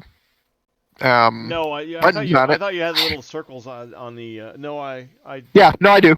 Yeah, I Yep. didn't. I didn't make a panic tracker or mark it with something, but I thought about it. I should come up Yep. with something. Okay. We could use the other. We could use another circle. Is blue okay for that? Yeah, we could use blue. Let me set that up. He's got one. He's got of, 3. 1 of 3. One of 3. Barry, getting to your question, further on down after combat and close combat, in the morale phase, units that are within 8 inches of a panicked formation will check for morale themselves. So that's where your possible snowballing of morale is going to affect. Well, it says within 4 inches of a friendly formation that panics. Yeah. So during the morale phase, the other 2 units adjacent to that unit's gonna test, right? Have to test the. Well, Morale phase, they will, morale yeah. phase, the SS and yeah, both adjoining formations will have to test morale during the morale phase. Well, everybody will have to, including his tank unit, because he's within 8, wasn't he? Or was he within 8? I thought it said 4. Well, no, it says here. It says there's 2 things: test morale when seeing a friendly hardened morale formation surrender or panic within 8 inches. And then the next line says within 4 inches of a friendly formation. These guys are not hardened. They're not hardened. They're veteran. We don't have any hardened in this game. No. That would be Okay. like Fnatic SS breaking in front of you. Yeah. That'd be like the first special service. Yeah. Group. So. But they will check in the morale phase. Anything within 8 inches. Yeah. But they have no suppression on them right now, so they have decorated leaders, so they'll probably both pass. But you can always roll a 1. You never know. Yeah. Yep. So, all right. So is that it for your guys' direct fire? I believe that's it. I don't think we had any more line of sight or range. So yeah. Yep. Okay. So your turn. I don't think we have What's anything. the distance of my grouping that I can shoot? 6 inches. 3 inches is short range. 6 inches is long range for infantry weapons. For an infantry. Mhm. Even with the battalion. tank? Yeah, because the tank is part of the infantry battalion. It's really just infantry battalion. So it's the tank just adds to your dice. Just adds modifiers. perfect. Thank you. Okay. This is really an infantry fight with some support. So this is it for direct fire. Okay. So let's see. Morale phase. Now is when you No close combat. Yeah. combat, So morale phase. Yeah, so you got The win. Oh, that's right. Yeah, it's not simultaneous. Okay. Okay. So let's see how far. Yeah. So all 3. Well, actually, these are out of line of sight to the Southern Fallschirmjäger group, even though they're within 8. And the guys on Matt, the guys. It's 4. It's 8. It's 8. Four. It's 8 when it's hardened. When it's you No, see a hard. no, But it's within 4. It's Of a it's- friendly formation that panics. I have the distances for. It It's only 4 inches. okay. All right. So it's just the 2 adjacent formations. Right. All right. So I'll roll for the Liebstandart, and they are a 10, and they have. Which one is this? This is the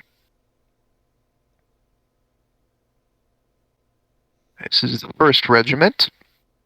So they have 3 leaders with them. So D10. They're good. They're both good. Yeah, the rules as printed say 8 inches, but I have. Yeah, And, but we have the ranges for everything. That's right. Yeah, and for hardened guys, it's 16 inches in the rules. I mean, that's a long way. That's why I have it. Yep. All right, so No, both those I formations. think I pass. was messing up before because actually my Fallschirmjägers actually have a D8 for morale. It says. Not a So I think D10. I was Yes, wrong they're again. regular D8s. Yes. Yeah. Yep. Although I Your guess fire die the- is D10. I think your fire die was D10. His fire die is a D10. Yep. And morale's a D8.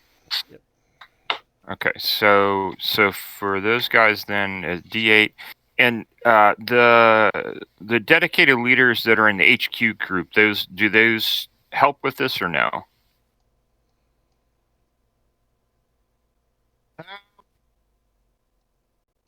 What do you think, Andy? I mean, they're all part of that battalion.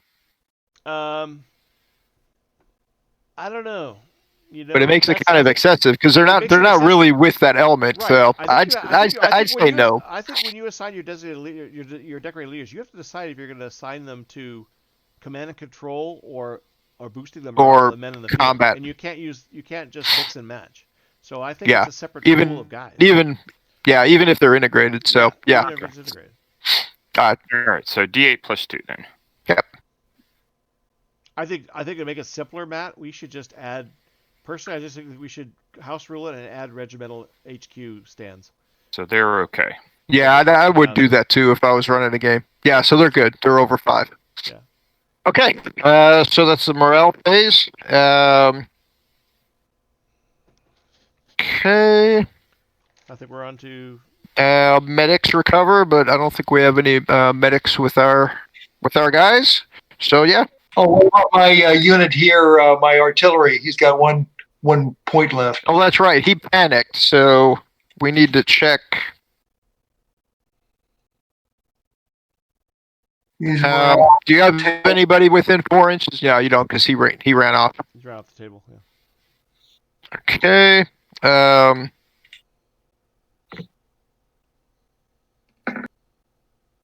7. And he has how many? One disorder. He has 1 disorder. Oh. Yeah, I had 3, but I took 2 off because I rolled 2 auto rallies. Oh yeah, he had 2 auto rallies. But you can only auto rally use an auto rally on each one unit. unit. Only take 1 off. But then he didn't move. So can he take another 1 off for free? Because he didn't move. Well, he just panicked this turn, so he did move. No.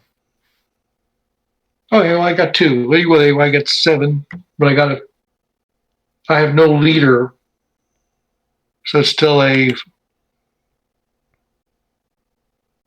So it becomes a 5. Well, it's pass. 5 or better is a pass. Well, but that's what. Oh. Are we doing a morale test here?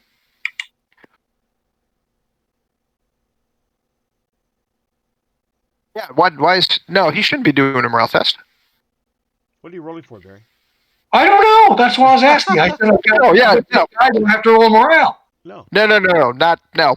Because there's the reason we're rolling morale is because we have units that saw that other unit break. Okay. You don't have anybody that saw the artillery run away. Right. Okay.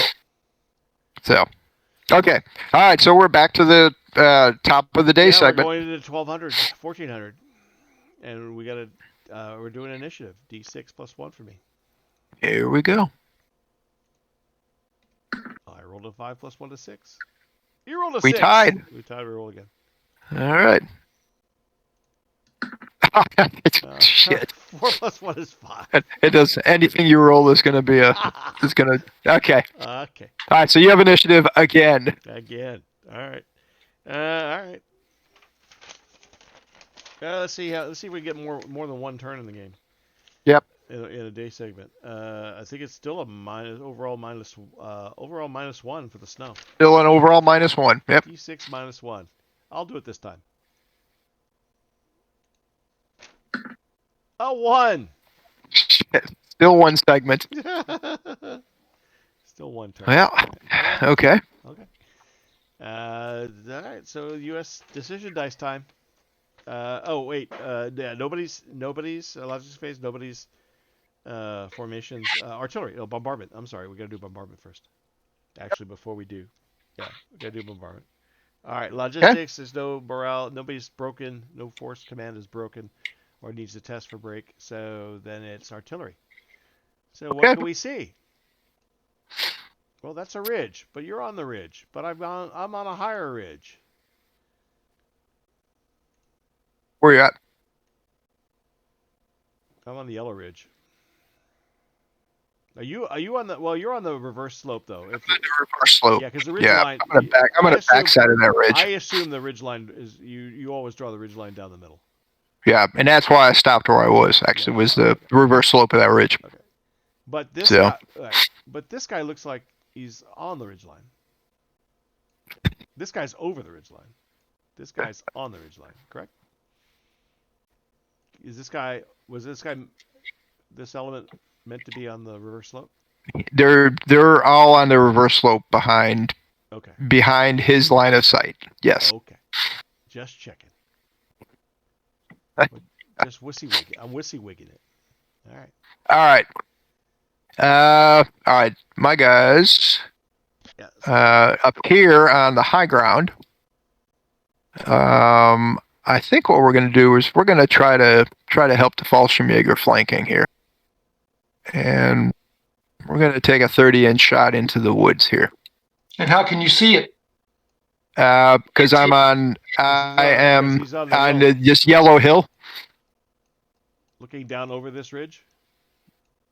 Looking down over everything? Oh, then I can see you. Yes, you can. Well, you can, but you don't have anything that can hit me. I don't know now. Artillery's still fleeing, right? Hasn't recovered its panic. Correct. It won't do that until the movement. Okay. All right. So. Whoa. That's fine. What? That's fine. You have your fun, but these guys can see each other. Oh, they can. So I can counter battle fire as well. You can call fire in. Yep. Yeah. Okay. All right. Go ahead. Go ahead and do yours first. All right. We're going to try to bring it in there. So D6 for accuracy. Don't you have to see it first? Well, he's been shooting, so I think the rules say once you have acquisition, you don't lose acquisition unless they disappear from view and come back. But he moved. Who moved? I didn't move. He didn't move. My artillery's been there the whole game. How you acquired him, he moved. No. Yeah, but you didn't move out of his line of sight and then back into line of sight. You just moved in his line of sight, so he keeps acquiring you. He had acquired you, correct? He had spotted you earlier, right? Yeah. Okay. Well, whatever. And you didn't do anything to go out of line of sight, so he moved into the woods. Yeah, but right, woods, he moved. If you're in the woods doesn't block line of sight unless you're on the other side of the wood. Oh. And he was just shooting at the unit on the hill, so this guy would have seen him shooting. Because I would also say we're right behind that ridge, and you probably couldn't see us anyway, but that's all right. Just like the reverse slope, right? We're right behind the ridge. I am higher than you are. Yeah, but we're right behind that ridge. Yeah, but then we get into... Well, just like the arguments about reverse slope, right? Yeah, but then we start splitting hairs about, well, are you close? What you're saying, Barry, is you're closer to. You're saying you're closer to this. Take your shot. This ridge than he is to that ridge. Yeah, that's all right. Take your shot. I'm just being argumentative. I gotta argue too. Yeah, well, we're not. Unfortunately, I don't have rock we're not playing in true 3D. Okay. Well, we're okay. The D6 roll is accurate, so it lands where it is. So 4 inches for the blast zone. We'll actually get both units. So so it's a D10 plus 1. They're both in woods, which we said was medium cover. Is that right? Yep. Or we said the town was medium cover. Is woods? I think the woods is light cover. I think woods is light. Yeah, so that'll be a D6 cover die. So I'm a D10 plus 1 against a D6. So against the first unit where the target is on, so I'm a 9. I'm what, D6? You're a D6 for the cover. Yep. 2. 2.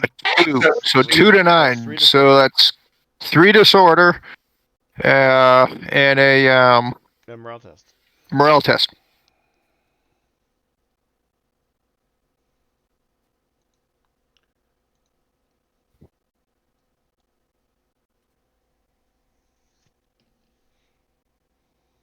+2 with my leaders. Then you should be good. But minus Oh, minus 3 for 3. the disorder. So you're a 4. Which is +1 another +1 disorder. So you're a net +4 for disorder, which will make you suppressed.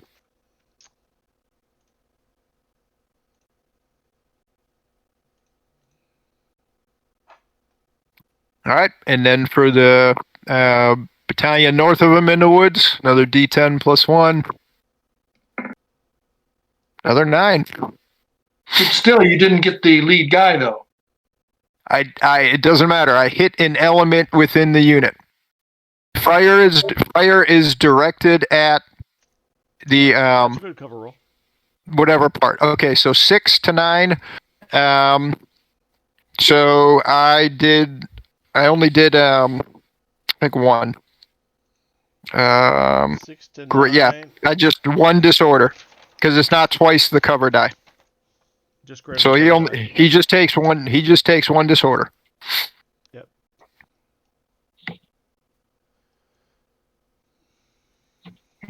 Is roll morale, right? No, because he only took 1 disorder. It's only if you get 3 or more. If you get 3 disorder in 1 fire event, then you artillery check for morale. Stunk by artillery doesn't automatically cause a morale test. I thought you said it did, or did it? Does it not? Just being attacked, hit by artillery. No, I don't think so. Okay, I misunderstood then. I thought that's what you had said earlier. All right. Let's. All right. Counter battery. Yeah, let's counter battery. Well, let's roll a d6 for accuracy. Okay. Where's he shooting from? From here? Okay. From the other ridge line. Yeah, the other ridge. Yeah, from there. Yeah. Okay. I'm assuming I have range. Well, actually, what's the 105 range? Let's see. That's a long range. 60. Yeah, it may be out of range. Yeah, but it is long range. 105, 60. Oh, actually, there is no long range. That's only for direct fire. Oh, So as long as you're within 60. Yeah. Oh. All right. As long as I'm within 60? Oh. I'm not. Yeah, you've got to be under 60. Yeah, you're out of range. Okay. Okay.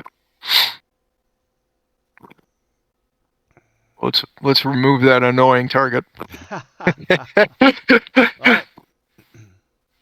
All right. So that's indirect. That's the end of the indirect. Yep. So now we're on to movement. To movement. So you guys move first. You have initiative. Now, does my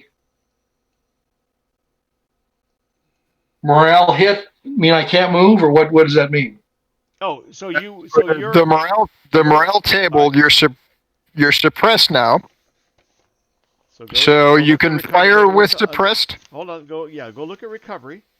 So formation recovery. First of all, you need to roll your decision dice. Technically, right?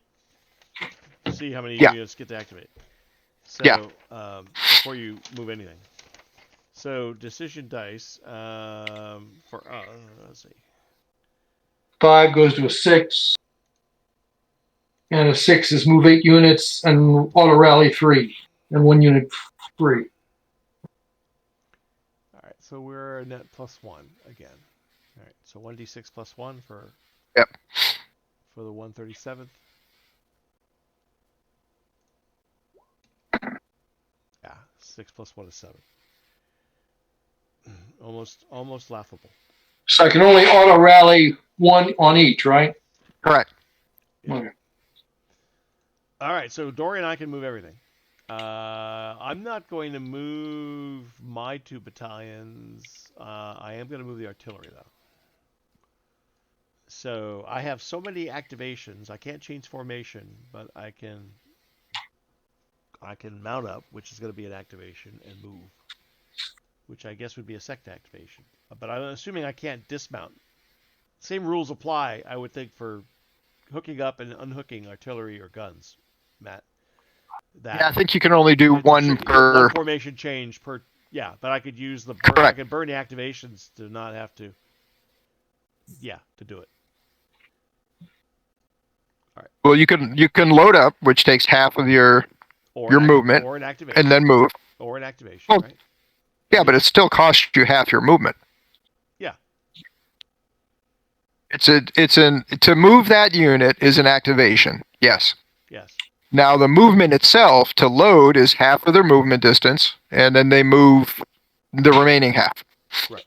So you can't spend a second activation to cancel the half movement.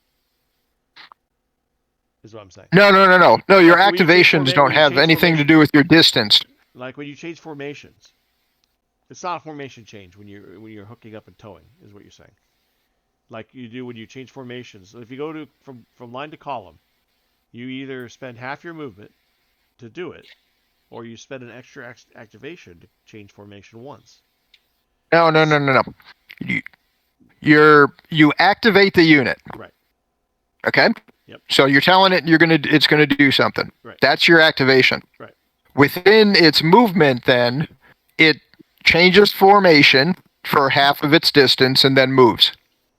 The same thing with loading up. Your use of activations have nothing to do with what it costs you to load, unload, or change formation. Well, you're thinking of can a unit get a free move using another activation? No, then we have look at page 22 of the first edition. Okay. Under formation. Andy, I think when you read it before, didn't you say you could use a free move to get a free formation change? Formation can change its deployment by subtracting one half of its movement allowance or using one of its free moves from the decision die chart. Right, but do you have free moves? Yeah, they're not. I roll a 6 on my decision die. I have like 9 moves, and we only have. Right, but are they free moves? Oh yeah, we have 2 free moves. I'm sorry, I see what you mean. It's not an activation; it's a free move. It's not right. Correct. Okay, all right. That's the distinction. I understand. Yes, we have 2 units of free move. Okay. Yes, then you can do what you're saying you can do. Got it. Now we're on the same page. Thank you. Yes, we're using the same rules language. Yes. It's all new, hey. It's assuming nobody else needs to use the 2 free moves, but I don't think anybody else Dory's not moving, I don't think. Dory, are you moving anywhere?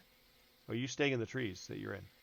I'm staying up here. I'm waiting for somebody to get close so I can blast them. Okay. Then I will move the artillery up. So wheeled vehicles, but I can't unhitch and deploy them because that would be another formation change. But I get to move 12 inches with my wheeled vehicles. These are tracks. No, these are trucks. These are trucks. They're wheeled. Totally. Yep. So they would load and move 6, and then they could move a second 12 with their free movement. Or you can use or you can load for free and move 12. Yeah. That's the way I interpret it. Yeah, you roll for free and move 12. Not that you can move 18. Well, you just gave me 18. Depending on how you use your free move, if you use a regular activation in order to load him and move 6 inches, and then you use a free move to move another 12 inches, that's legal.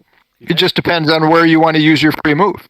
If you want to use it to load, that's not giving the 1 unit 2 movement orders, or effectively giving 1 unit 2 movement orders. If with a free move, you can move a unit a second time. I guess you could do that. Yeah. Yeah, that's the benefit of the free move. Yeah, I don't think the first edition actually spells out what a free move can do. It mentions you get a free move, but I don't see. I've never found a paragraph that says what a free move can be spent doing. If you is it a free move where you can move something twice with that free move, or is it a free move where you get to move one extra unit you didn't have the activations to pay for? It sounds like you're saying you get to move a unit twice if you expend a free move, which is fine. Hmm. Okay. I think that's how you basically exploit. Yeah. No doubt. And I'm looking for it in the second edition. Yeah, if you could find where it defines what a free move can do, that would be helpful, because I haven't found it.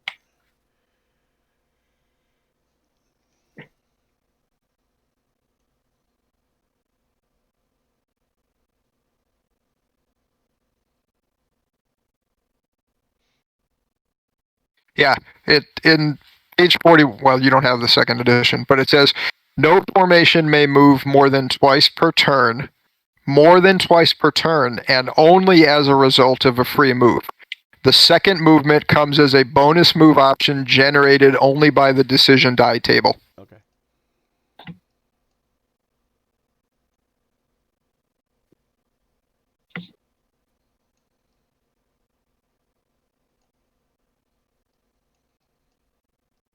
So in effect, your artillery can go 18 inches.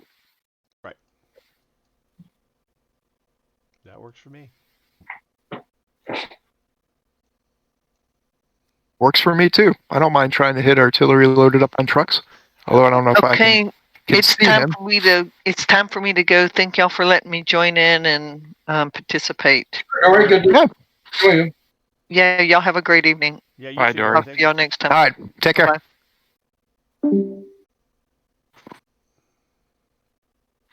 Yeah, we'll just put them up here.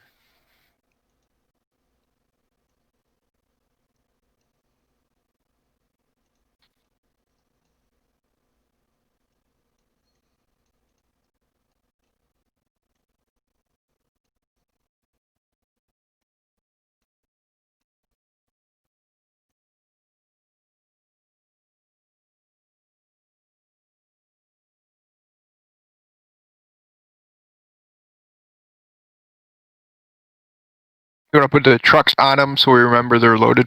Sure.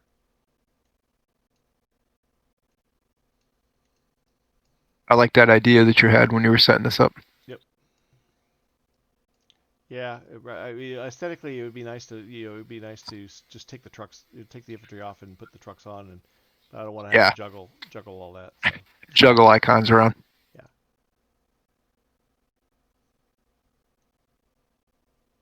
Yep. All right. And that puts them nicely behind the ridge.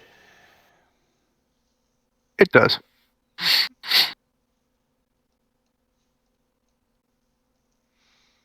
All right, that's the only movement I'm doing, and we're doing. So 137th is done with movement. Okay. Barry, are you done moving the Yep. 320th? Okay. Okay. Over to you guys. I'll be right back. All right. I'm going to be off mic. Go ahead, move. All right. So Kelly, just a reminder: this southern unit here is Oh, keep an eye out for opportunity fire. is fragmented, which means that he rolls lower on his fire die. Okay. Um, So, in terms of engaging them, I'm thinking maybe I should just double move these guys to try and punch through. My unit with the Tiger if I double move, I can get way on their flank. Is there a limitation on double moving? Like, do I have to stay a certain distance away to do it? No. No. But we do have to roll our decision die though, because you can only get that double move if you get a free move on the decision die table. Really? Yes. Where does it say that? That's what. That's what Andy.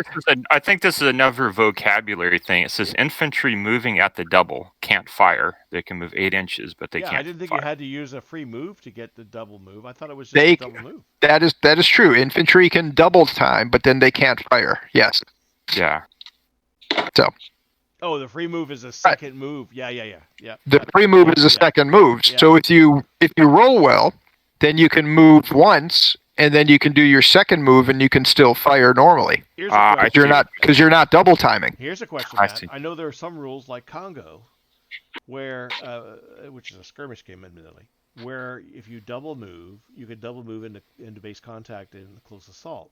So in these rules, I don't see anything that precludes you from double timing. You may not be able to fire, but I would think if you passed your morale test, you tell me you were a soldier once. I mean, and still are in spirit. I know that. Yeah, but if you double move, the adrenaline takes over, and you enter in close combat. You fight for your life. So would you say that you could double move into base contact? Not bonus move. I'm saying double time. Could you double time and assault? Double quick. I don't see any reason why not. I mean, the rules don't say anything because firing and close assault are two different things. I understand if you double time, you're not as accurate laying down fire because your blood's pumping, you're exhausted, you've double timed, right? So shooting accuracy is going to be off. But bayonets and grenades, I would think that it doesn't have to be accurate, just overwhelming in terms of So I would think close assault could.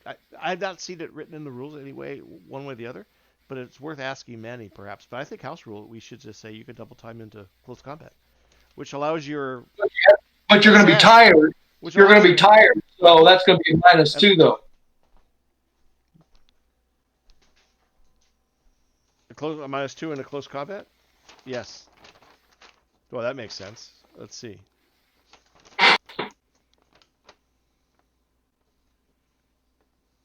Well, I'm looking. Close assault, fighting, and attacker is fragmented, attacker is suppressed. There's no close assault out of supply for exhaustion or double time. Nope. In the close assault rules, it just says the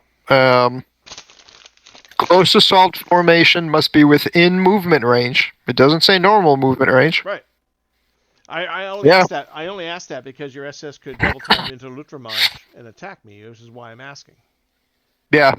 Well, I'm more thinking about the Tigers and the Fallschirmjäger and into the suppressed. I mean, that's the whole reason there. The artillery fired there was to suppress him to enable him to get up. Right. That's going to affect whether or not he stands for the close assault and how he rolls for his defense. Right. All right. I'll be right back. Okay. Here's a question: if the defender double moves, does that affect his close combat? No, I don't see why it would. Okay.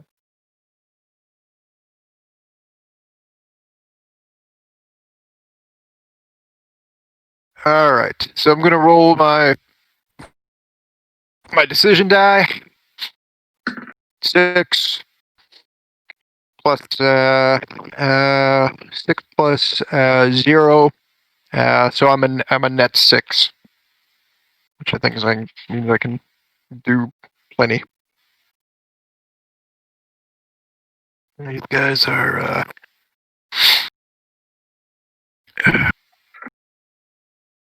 they're elite, so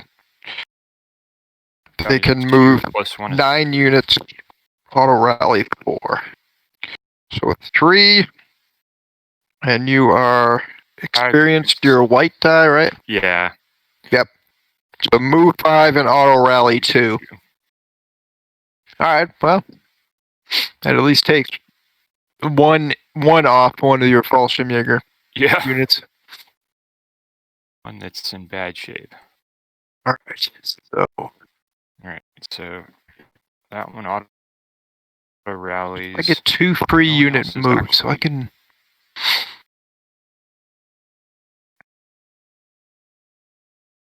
Now, the free unit move, does that include units you've already moved? Yes. That's the only way that a unit can get a second move. Is using a free unit move. I didn't know that earlier. I could have moved. Well, that's all right. Doesn't really matter.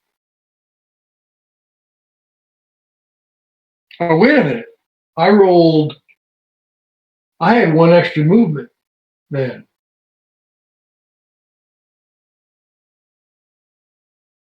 Because I can move back further even. Because I had a 1 unit move freely then.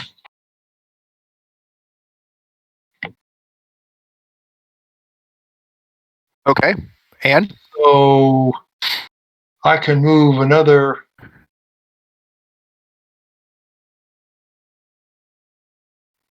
Mic on. What's 2 inches? well, you're halved from moving through the woods from 4 down to 2, and then you're suppressed, so you're halved again. So you can only move 1 inch. No, 1 inch on two. each If I of your move, moves. I can move 2. So actually, I can stay here and fight. Because what I plan to do is do a double move. Instead, I'll just move it twice and stay here and fight. What happened? He's not done moving. Yeah, he's okay. So you're suppressed. Okay, you only get 1/2 of your movement allowance. That's right. Okay, so you're moving through woods. You start at 4. You're moving through woods, cuts you down in half to a 2, Right. and you only get half your movement allowance in the first place because you're suppressed. So you can only move 1 inch. Normally, but I did a double move, so I got to move 2. But instead, I'm going to do 2 moves because I had an extra move, so it still moves 2 back. So I stay back where I was. I think he has a free move, so he's doing Yeah, that- 1 inch on his regular move, and then he has a free move to get the second inch, which as puts soon him as- where but- he is but right he's- now. Yes, where he is right now. He's not moving further back. No, not now. I could Yeah. move further back, but then I wouldn't get to fire. I have a choice moving back again 2 inches or maybe that'd be a good idea. Well- So his base move is 4 inches. He's loses half of that because of his morale. Because of the woods. Because of the woods. And he loses half for the morale. So he's got. So he moves inch. 1 Every time inch. he moves 1 inch. If he double Correct. times, he can move 2. 2 inches. Right. I don't think he can double time Sure. because he's What? suppressed. So I took half my movement off. Suppression stop double timing. It says on the chart, the suppression chart, only 1/2 movement allowance. Right. But it's halved and doubled. Instead of being able to move 8, I can only move 4. It doesn't say It doesn't say it takes away any of your other movement options, Matt. So I would tend to agree with him. Yeah, Yeah. let me look under the morale in the actual rules. So it looks like moving at the double is just like a movement mode. Yeah, moving the double is a movement mode without the ability Yeah. where you sacrifice shooting. You're basically moving during your shooting phase, but you're not. I mean, you're moving without the ability to then shoot. But you could be, as long as if your morale says you can't move, like if you're fragmented, then yeah, you can't move. Period. Now you had talked about you had talked about interdiction fire. So can you fire at somebody if they do a double move? Can you fire them at the end of the second move? If they move more than half their total movement allowance in your line of sight, and you would not be able to shoot them during the firing phase. If you're going to move to a position where he can still shoot you, if you move on the other side of the trees where he can't see you, then he could take an opportunity shot. If you move your entire movement of 1 inch or 2 inches through the trees, which you're going to, I mean, even if you have a 2-inch move because you're double timing, 2 inches from the middle of this stand back like this, you're still in the trees the entire way, right? Right. So you move to this point at the end of my blue arrow, he could take an opportunity shot because actually he couldn't. But if you then moved away, if you then moved out of the trees, behind the trees, he could. That would be. Let's see, you'd be sneaking through the trees because half your movement, he couldn't shoot at you until you were half done with your movement, which would be here, and by that point you're out of the trees and he can't see you if you angle it right. But he's got such angles on you. No one has a line of sight on him anyway. Yeah, nobody has line of sight on the other side of the trees, right? So yeah, in theory, your first move is 2 inches this way. You're still in the trees. No, I already moved my first move. Okay. The thing is, I want to be able to shoot him when he comes out from behind the hill, which I will be able to do. You've already moved your first move, so now you're just completing your second move. Well, because if you move 2 inches this way, you're in the tree, so you get opportunity to fire you. Actually, he couldn't, because he could shoot at you during the fire phase. Where do you want to go, Barry? Where are you trying to get to? Well, I don't think anyone can shoot him because we fire from our center unit, right? And all the Right. center units are behind the hill. Yeah, Correct. behind that We ridge. can't see him. You can't see him anyway. Right. So opportunity fire is not an issue. I've done my 2 moves. That's where I am. Okay. So Right. was any of them a double move? I did not do a double move. Okay. Each of those was a single move. All right. You did 2 single moves. Behind the hill, I can shoot at you. That's correct. You did 2 single moves. Yes. Okay. Yeah, I mean, you can put that center unit right there on the flank of his unit.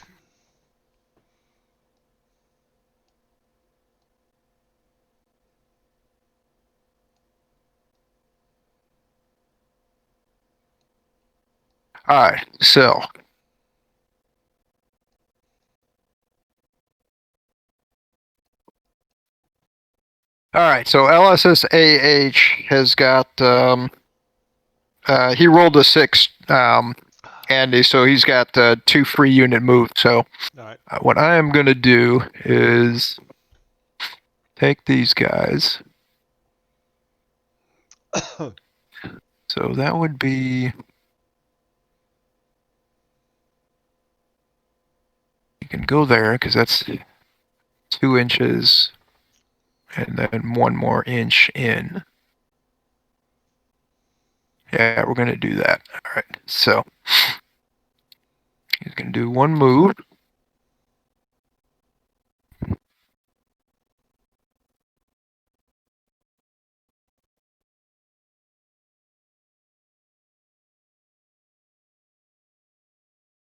Gonna go 1 move there.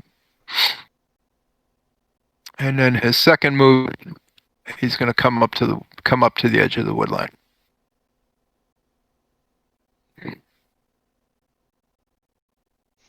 These guys. Drawing a box around the group and just moving the whole thing. Yeah, that's nice. Oh, actually, can you do that? Yeah, you can. How about that? What's that? Yep. You can draw a box around and select them all. Yeah. I didn't realize you could do that. I was just yeah. shift clicking each one of them. Oh no, I thought no. Yeah. Okay. Yeah. All right, so these guys now. Okay, so we've decided that I can basically come up to here and then turn and hit him on the flank. Is that right?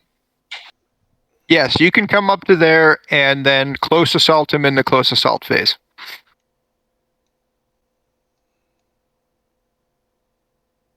Yeah, but I could shoot at you in the open before you come in. Matt? No, I don't think you have a 45 Because he's going to be. No. He moved in half his movement in my line of sight. Then I can't see him. You fire from your center unit at a 45-degree arc. He's outside of your 45-degree arc. He's coming around this hill. Right here is 4 inches. I can see him. Okay, hold on. Your 45-degree arc. This is your firing unit. This is straight ahead. This is 90 degrees. Splitting that difference is about there. Right, which means I can shoot at him. If he moved 4 inches, I see him. He moved. He moved at least half his movement in my line of sight. Here, I could take the. We only have 1 turn in this combat phase. So the artillery marker doesn't need to be moved. There.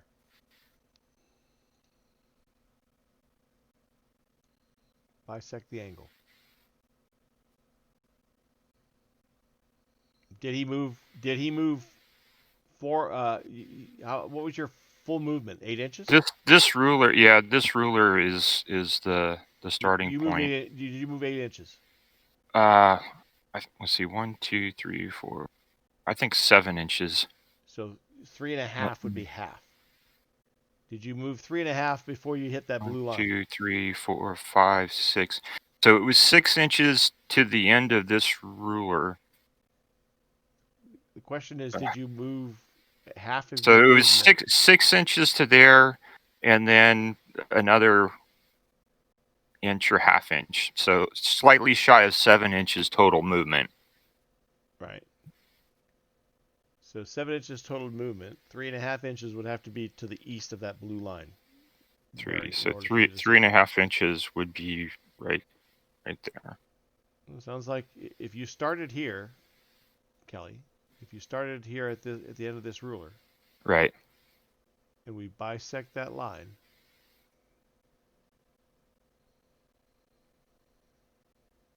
that's about 3.25. That crosses the ruler about here, which is about 3.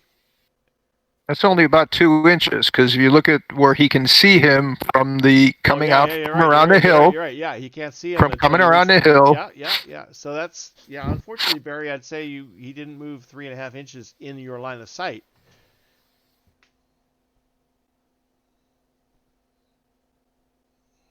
He had units that were sitting out there without that other unit.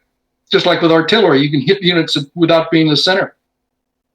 Yeah, but line of sight and arc of fire is drawn from your center unit. Right. So what you can, even though you got guys over here, this is what you can. This is what you measure for line of sight and opportunity fire, is from this guy. So this guy would have had to been facing more southerly to catch the anybody coming out from behind this ridge. From here to there. We measure it from the center of your unit. Well, you're looking at. Well, okay. Okay. Well, from the center to here. Okay. All right. Yeah, no, yeah, you're right. Hold on. Let me bring this to the front. To front. There we go. Okay. So if we're gonna be precise about it, we put this there. Yeah, we haven't been measuring from the front edge. I've been measuring from the middle of the middle company, right? So I mean, this is important to clarify, right? So now the question Yeah, is, but I mean the 45. You still have 45, so you're only going. So now the question is that 3 inches? Measure that. Is it 3.5 inches from the edge of that ridge to where that blue line is? I don't think it is. It looks like about 2.5 inches, right? So you still don't have line of sight. You still can't see him for a full 3.5 inches, Barry. That's what we're getting at, because he's moving a total of 7 inches. Go ahead. He has to move more than half his full movement for the turn in your line of sight.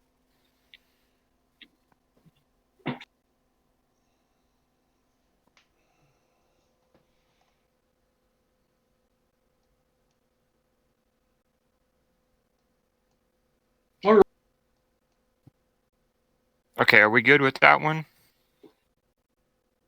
Yeah, you're 6. gonna need. Yeah, are you done? You guys done with movement?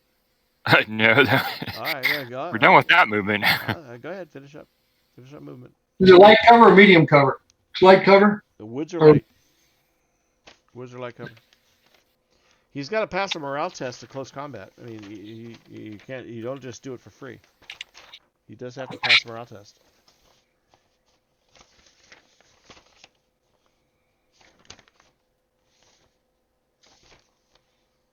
You get that second battalion into the woods there to close combat him. These guys? I don't. The one you just moved. They moved 4, 1, 2, 3. No, they're not going to get through the. They're not going to get to through the the woods. edge of the woods, but Yeah. okay. And then with the last group up here, what happened up here? Well, that's the panicked one, right? Yeah. Wait, no. Well, this should be over here, right? Yeah, these guys should be all back there. Yep. Yeah. Okay. So they got one free reduction from the decision die. Now, what can they do to remove more disruption? Do you have any Like leaders? if they don't move, does that help? Look at formation recovery at the bottom of the last page of the QRS. It says there's a box that says formation recovery. If you remain stationary, you lose 1 disorder marker. If you expend the auto rallies, you lose 1, an auto rally. For each decorated leader, you lose 1. If you're regular or veteran, you lose 1. Well, you're regular. Yeah. That's automatically -1. If you have a medical company attached, which you do not, if you're a leader hardened, you lose 2, and the divisional HQ is attached, you lose 2. So you're going to lose 1. How many leaders do you have? Just 1. Right, so One you're going to leader. lose 2 because you're regular and have 1 leader. That'll be -2. If you spend an auto rally, that's -3. Okay, I already did that. Yep. And then if they're stationary, that gives them another one. Right. Right. So they lose 3 more. Okay. So what does that bring them down to? They're at 4 now. Okay, so then we can take Okay, so they're just suppressed now. Yeah, so we can just go do a single yellow exclamation point.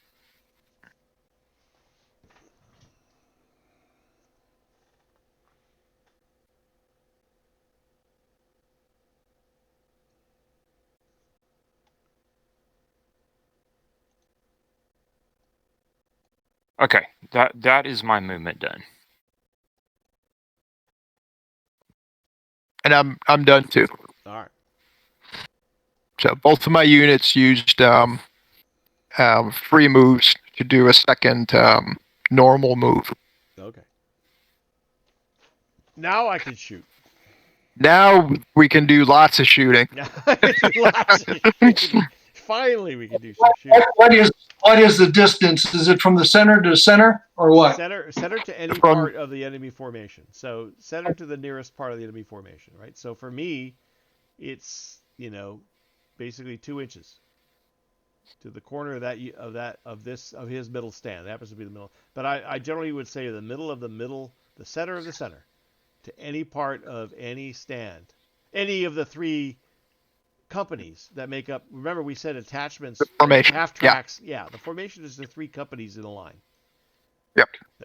That's the formation. That may not be clear in Manny's rules, but that seems a sensible house rule to me. So anyway, so 2 inches. So that's within close range. Not that I have any machine guns. Well, I have a heavy company, but that's a +2 already. All right, so I'm rolling a D10. I'm adding 2 for the heavy company. I've got an AT gun. That's +1 more. That's 3. The artillery is just 1 more, right? 4. It's just the infantry gun. Oh wait. Yeah. Is it Yeah, infantry gun? the 105. The 105. It's +2, right? The 105. Isn't that 10? That's a 105. It's a 105. Yeah, so it's +2. Right? It's the infantry gun, 46 millimeters or larger. Wouldn't that be considered? Is it an infantry gun or artillery? It's 105. Is there a separate? I don't think so. Let's see. I don't know that he had modifiers for. Yeah, artillery company adds to the fire die. Oh, is it? Oh, yeah. Let me look. Okay. Is that in the table of? Yeah, the attached box? company The abilities. box? Yeah. Let me look. But I'm looking for. I don't know if I see a difference between infantry gun and artillery though. You're right. Yeah, it's the fire die. Well, I need to add that to my QRS so we don't forget. So okay, so because inside his actual modifier table, he does list infantry gun +1 per attached MMG mortar, support infantry versus infantry, IG company 45 millimeters or less. Then I think it's going to be 2 because he's. I don't see a difference between infantry gun and artillery gun anywhere. Yeah, I would think a direct fire artillery with HE is effectively an infantry gun. Yeah. It's equivalent. Yep. Okay. Okay. So that's 2, 3, 4, 5. So I got +5. Okay. If the way I'm looking at it, it's +5. Okay. So 1d10 plus 5.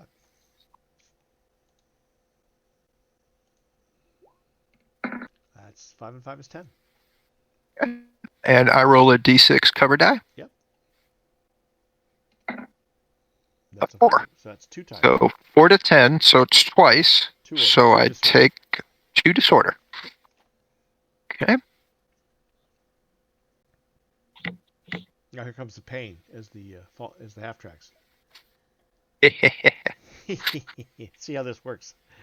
Hey, Andy, Mm-hmm. don't forget, you don't have a shot here, but you do, I think, have a shot to here. No, I had a shot here. Why wouldn't I have it? That's the shot I took just now. Is Because this? you're not at 45 degrees, remember? No, but I can shoot this guy.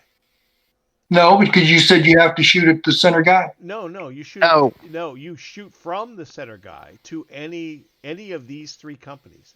Not the half tracks, not the guys in the back. It has to be one of the 3 frontline companies. So basically, I can hit this guy. I can any of these 3 guys if they're in my arc of fire, I can hit them. Now, when you were moving, your question about the opportunity fire earlier, Barry, when he moves, he's moving his lead company. So Kelly moved his lead company, and wherever his lead company, whatever trail of inches his lead company moved, you watch that, and if he spends more than half of his movement in your line of sight, you nail him. The other stuff, these other companies just follow. They all just gang up at the end of his move. You don't track the movement of each individual stand for opportunity fire. You're just tracking his ruler as he moves the entire battalion based on what he does with the one company. But when I'm I'll shoot it wherever you shoot. But yeah, I can see that I can shoot here. That's within 45 degrees. Anyway, you want to come back at me, Matt? Well, you guys have to finish all your Oh, fire. Is that that's right. all your fire done? All right. I think it is. Well, maybe. No, I got at least one shot. I got a You have a shot here, Barry? what? Is this? Yeah, I got a shot. I got a shot there, and I got a shot here. Yeah, that's within 45 degrees to this. Yeah, Yeah. that one I would go with. Yeah. But I'm not. The one in the south doesn't have a shot because he's shooting through wood. Yes, he does. Where? Right there. He's shooting through woods. You can't shoot through all those woods. Okay, so Shooting Matt, from wood to the hill. Okay, so Matt, here's the question. So when we play skirmish, I'm not saying this is how squad leader may be different, right? Like if I'm over here next to the ambulance, I cannot shoot all the way through that because to where the end of my arrow is because that clearly blocks line of sight and blocks my shooting. In some skirmish games, it says if you're within like 4 inches or 2 inches of the edge, you can shoot out. Manny doesn't say anything about that. So the question is, how would you rule it? If I'm at the back of the woods, can I shoot out? How much is too deep? How much is too deep? And do you have to say, well, you got to be on the edge? You can shoot out of the woods. You got to be on. Well, the edge. you've got almost 200 yards of light woods there. Are you going to see someone through 200 yards of woods? Okay, so what can you see through? You're on a hill. Yeah. So the question is, I accept that. It's also winter. It's also winter time. I accept that. They don't leave. I accept that as physics, Matt. The question is where you can't just you got to have a precise decision about where they can be. Okay. Well, you're the GM, so what decision do you want to make? See, Let's just make a decision and go forward. There, if I couldn't fire, that's why I didn't move back another time because I was gonna stay there and fire. For now, until I give it further thought and we question Manny about how or because I've not played this scale very often, I would say that if you're anywhere in those woods, you can shoot out of it. Later, we can decide. Well, you got to declare yourself at the edge of the woods, which means this center unit's got to be within an inch of the edge. Okay, let's go forward then. And I'll make a note of it, and we can set it up. Okay. He's got a D6 plus 1, 2, 3, 4. I think it's 4. Let's see. No, D6. No, D6 plus 5. 1, 2, 3, 4, 5. So And But I think there's works penalties too, right? It works reciprocally, right? So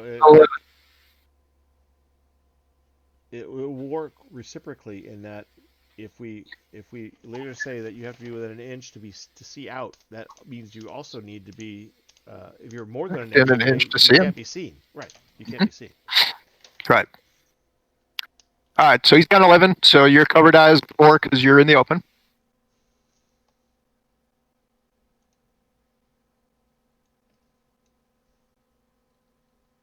Two. All right, so you take 3 suppression and a morale test.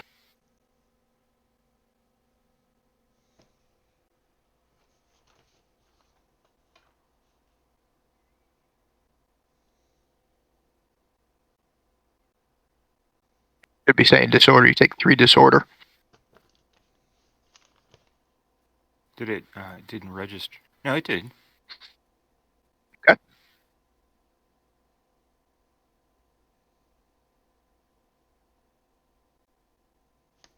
All right, so you're all right. So you're a oh, that's not good.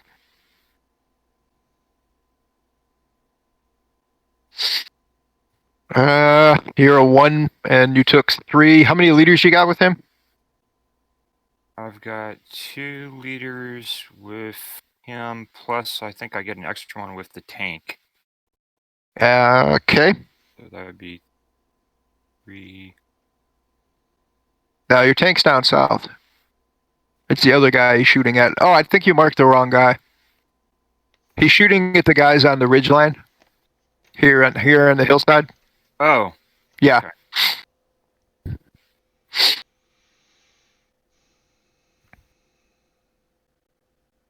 I'm definitely going That's to the add confusion. downslope hash marks on these lines.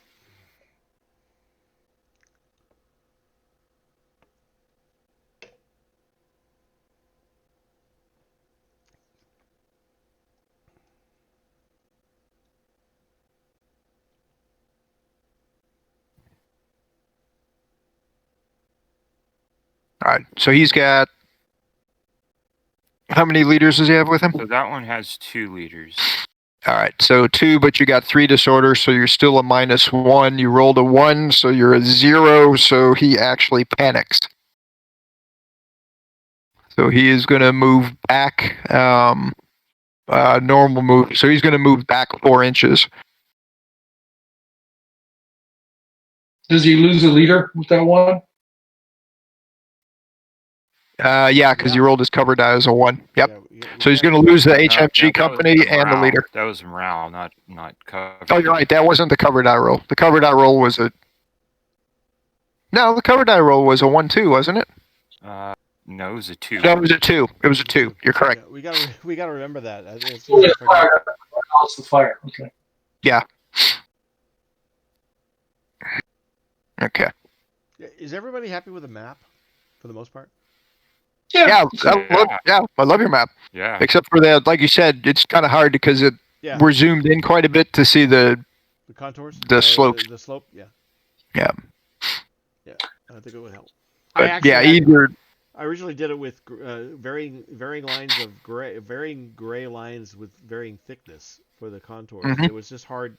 It was hard to tell whether it was a thin line or a thick line. So that's what I went with: yellow, green, red. Okay, this is a D10 plus 6.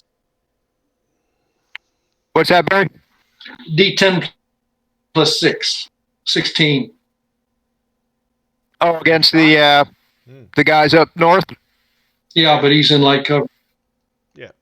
Okay, so he's in light cover, so he's a D6. Oh, 5. So it's a 5. Still 3 times 16. 16 is 3 Still twice. 3 times, so he's going to take 3 disorders.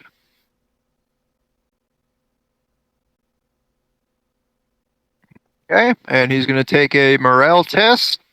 He's a D10, so it's a D10, and he has, let's see, that is the truck mounted one. So he's got 2. Sorry. So he's got 2 leaders, so he's a D10 +2 for the leaders, but -3 for the suppression. So he's a D10 -1. He's perfectly good.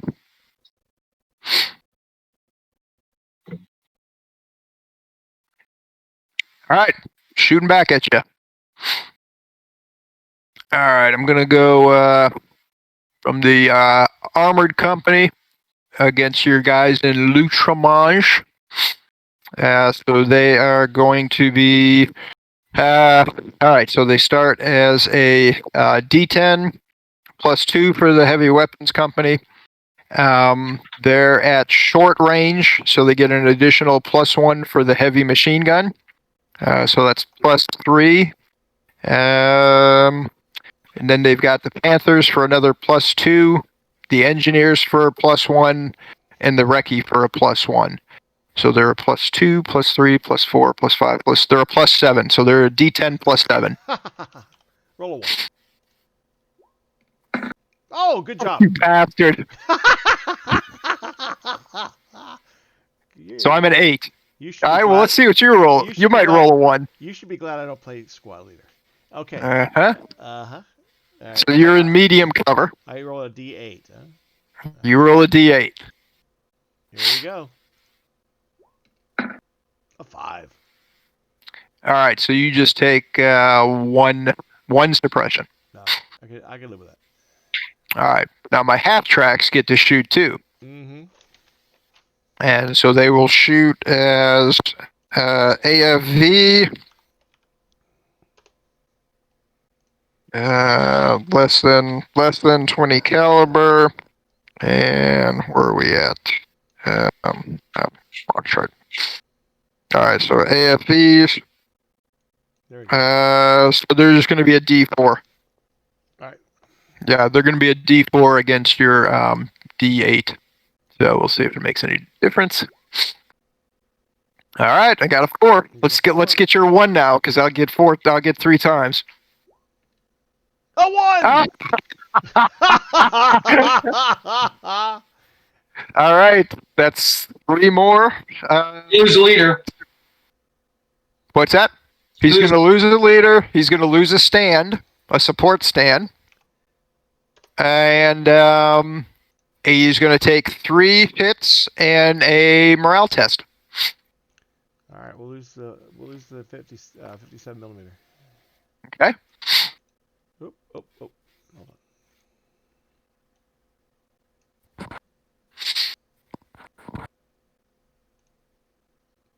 Ah, stop moving the map.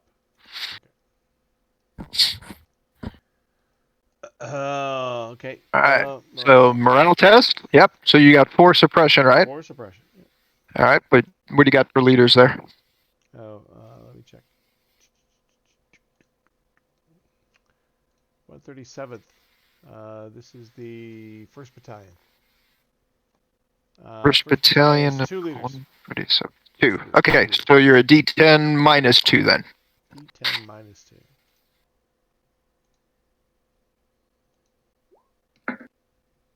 One minus. Oh, they panic. Ooh. All right. Guess who is going to take L'Outre-Manche? Nicely done. Depends on who wins initiative.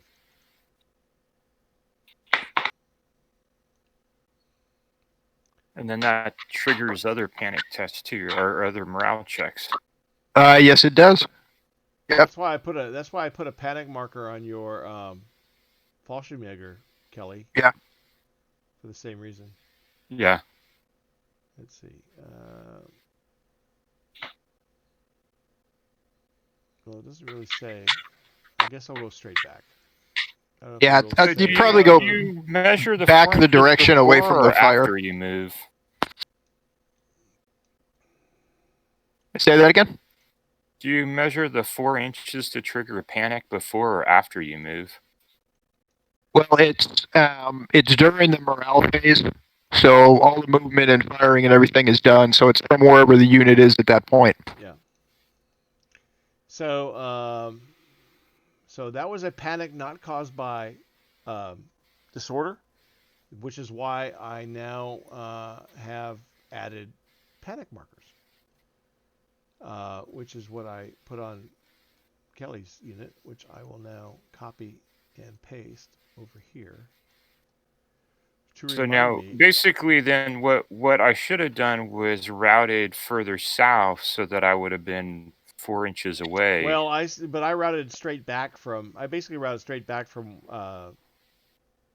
From where the fire came from. Yeah, or straight. And I think that's straight the back right from, way to do it. I routed straight back from the perpendicular to the facing my unit facing, but I mean, because if it had been in the direction of fire, it probably would have been more like that direction, right?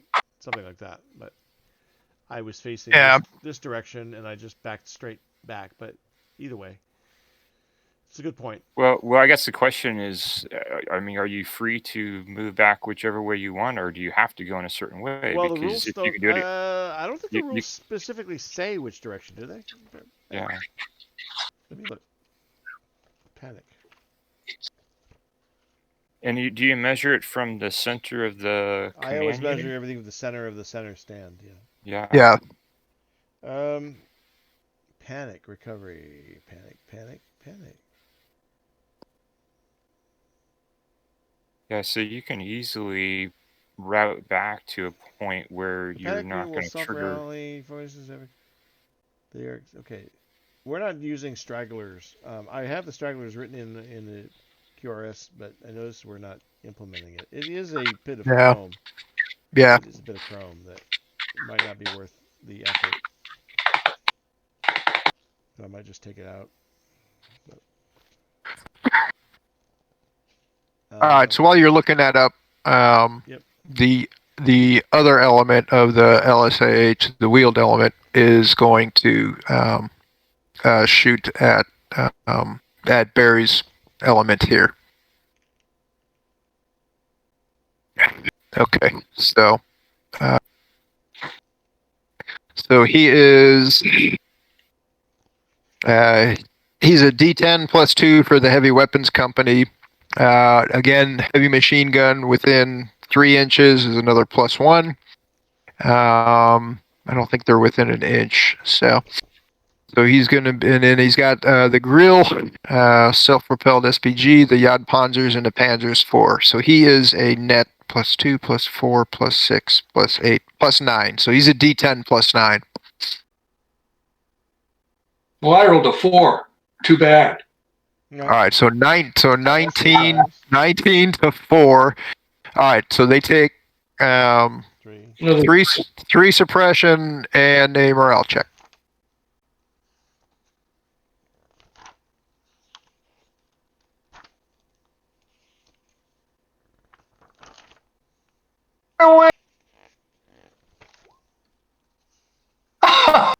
Three, but I got 2 liters.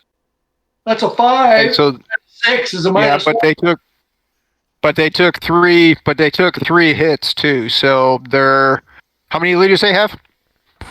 They have 2. They have goes 2. up to a 5. What, 6? Because I had 3 before, right? Is it total or just what you take now? Well, it's how many you have at the moment you're attacked? Yeah, what's your total suppression right now? 6 now. No. This is another 3. No. I'm shooting at the northern battalion, not the one being flanked. This. Oh, damn it. Yeah, so I think he's only got 3. He's got the 3 he just took. It says normal move facing away from the enemy. So, okay. Yeah, I guess the direction of fire. Yeah. This is the unit I'm shooting at. Is right here. Okay, they've taken 3. Okay, yeah. So they take 3. So they take a morale test. How many liters they have? They had 2. So there's 5 minus 3 is. So it's a 2, and you rolled a 3 plus your 2 liters is a 5 minus 3 goes down to a 2. That's what I just said. Yep. And so, damn it, I don't know why I can't find this. Oh, there we go. Okay, so on a 2, you add plus 3 disorder markers and move back. So move back is a single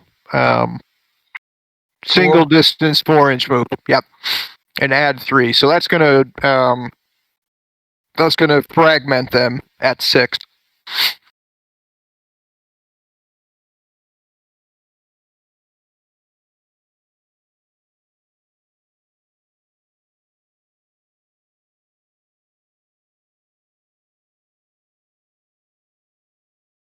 Matt, I'm going to adjust this. This is where they would have fallen back to. Okay. Basically, 6.2. Well, it's basically going to be 6.2 inches from your guy. Okay. In the direction of fire. Okay. Facing you, I assume. Now I think panic guys turn around. The ones that withdraw, like Barry's just did, they maintain their facing forward. Yeah.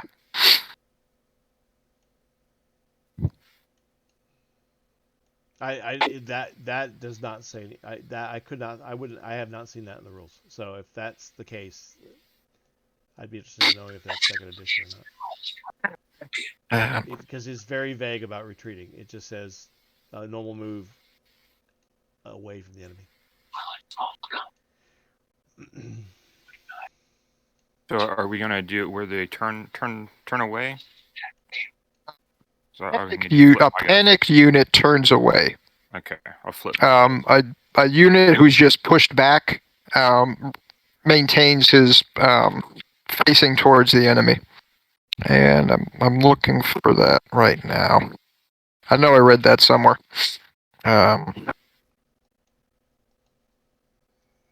Engineering, these rules. Okay, well. Now, for purposes of being within 4 inches of a friendly that panicked, are we measuring that from center of unit to center of unit, or center of unit to any of the 3 component companies that make up the target unit, like a shot? I would think it'd be like a shot.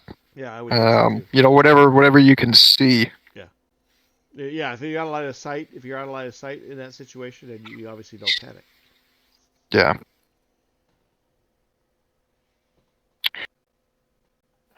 Clean this up on about here for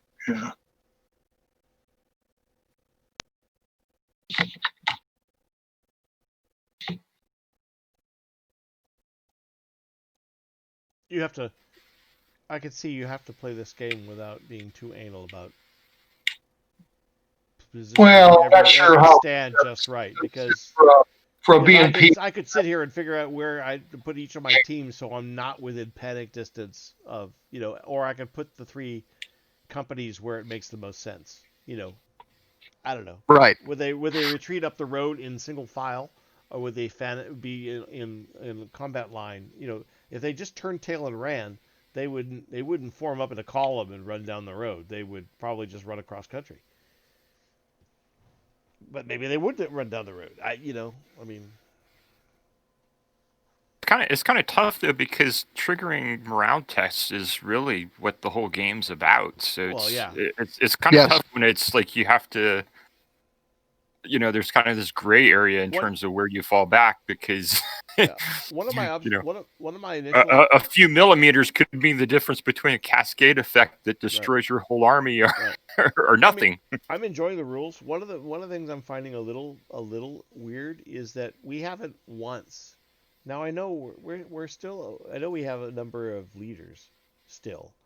But we haven't once really rolled a decision dice where we went, oh, damn, I can't activate everything. Well, and, I just wrote a note on that. I think maybe we've got too many decorated leaders. I know Manny's guidance, but I was thinking the same thing with this many decorated leaders, you can offset all of your negatives for size for these comp groups, and I don't know. Maybe if we're talking about units that aren't. From my perspective, I've been feeling pretty beat down by it. Because I've rolled low and I've never gotten a free move, and I feel like on my end I'm not Well- moving very quickly compared to the rest of you guys. Well- So it feels like there is something happening here. Like Well, I'd yeah. really like to get a 6. Well, some of it is that. Some of it is luck. Some of it is, are the penalties for having a small formation high enough? If you only have 3 or 4, formations in your force command, are his penalties for for having a small force big enough penalties? Yeah. I imagine we've rolled a number of ones. I can see how easy it is on a D4 to roll a 1 or a D6 to roll a 1 and start losing leaders by the bucketful. I have 3 units, and without having using leaders at all, if I roll a 0, I get to move 3 units. Right. So like, Well, no, without any leaders, if you roll a 0, your unit size is a -3. So you'd be a -3 if you rolled a 0.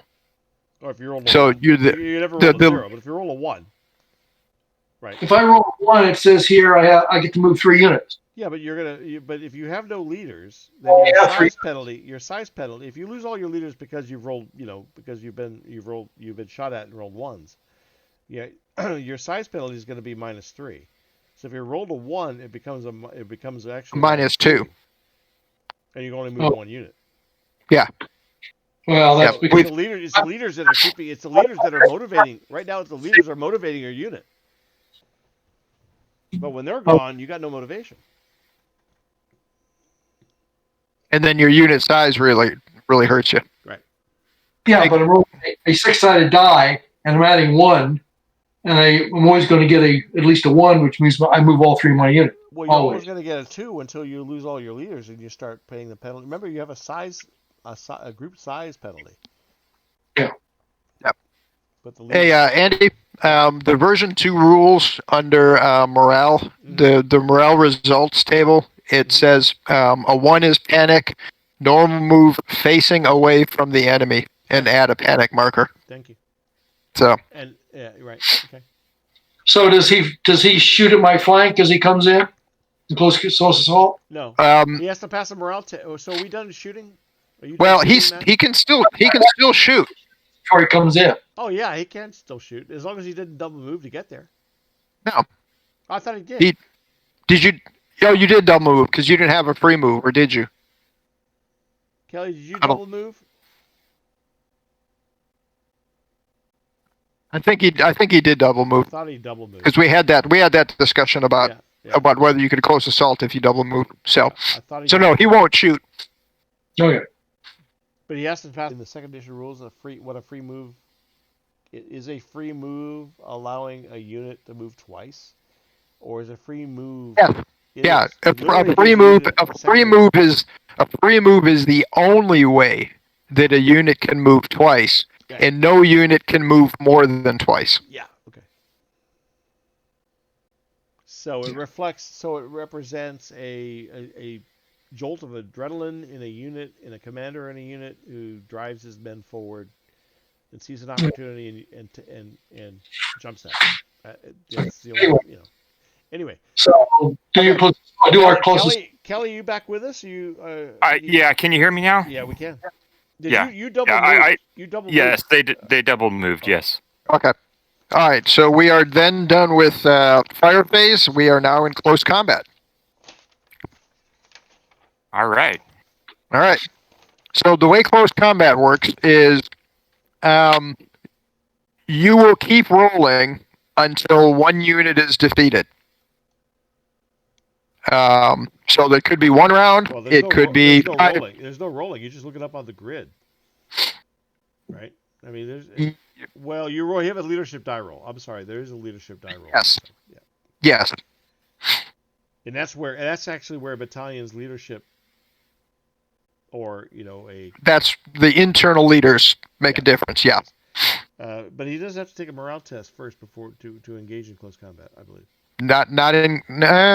Yeah, test morale when. To It to says engage? Test morale when, yeah, a formation wishes to conduct a close assault. That's what I have in my QRS. Now, Okay. Yeah. last line of the QRS. I mean, I can look it up, I'm sure. I didn't just Nope. make that up. Nope. I'm looking at It may be changed.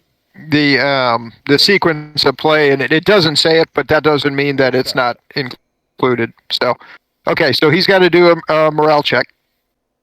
He doesn't have any disorder. It's a D10.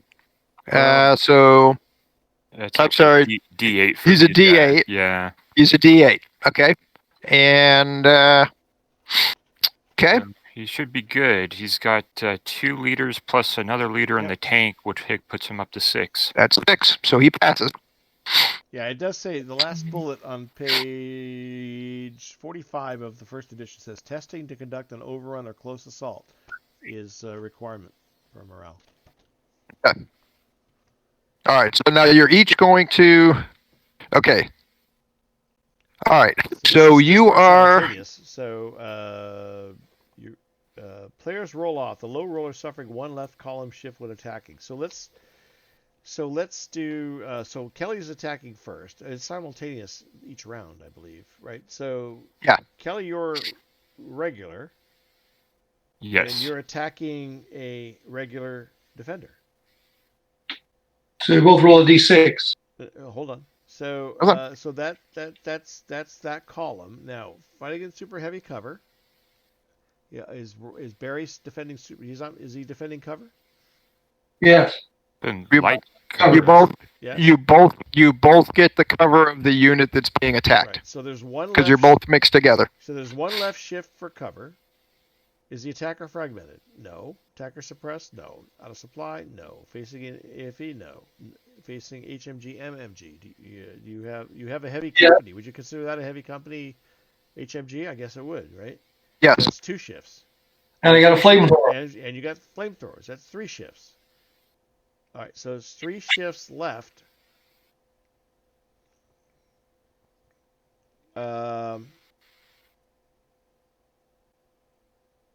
Yeah. So regular versus regular. Okay, regular so that's regular, so 3 disorder. But except we got to do the leader roll. Right. So players roll off. Okay, Germany, UK, US, and 43 to 45 plus 1 each. So you both get plus 1s. So just roll off. Oh, per decorated leader plus plus 1. Decorated leader. Yeah. So how many decorated leaders do you have, Barry? Roll a d6. That one, 2. Roll a d6 and add your decorated leaders for both of you. 5. Okay. I also have 5. So no shift, I guess. So no shift. Roller suffering is 1 column shift when attacking. So nobody suffers. So it's just 3 shifts is what I remember. 1 for the flamethrower, 1 for the HMG, 1 for the cover. 1, 2. So it goes from regular to hardened. It's 3. So Barry, you take 3. You take 3 more.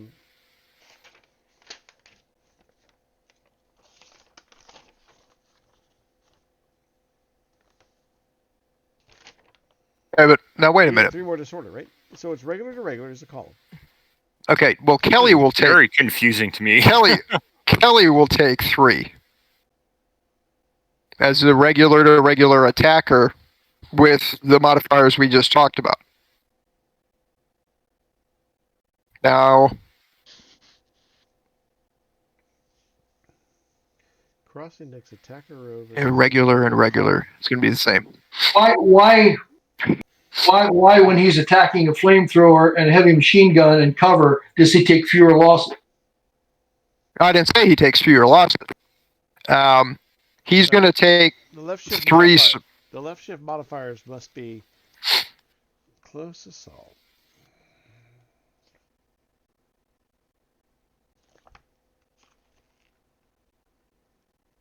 It must be berries. The close combat is resolved by each side comparing its morale quality that with the opponent. Shift over any columns as needed by adding any shift column modifiers. Winner will force a shift down, which suffers double casualties more than a panic move. You guys both have to figure out what your table column shifts are first. So for the Fallschirmjägers, they shift over and they would take three disorders. Well, what does he has a heavy machine gun? Does he have a flamethrower? Hold on. Okay, so See, I he think takes. this is because why would facing a flamethrower make you take less? That's why I pointed out. I'm not sure what this table means. Yeah, I think facing a heavy. I think it's the attacker takes less damage. No, the oh. Let me see here.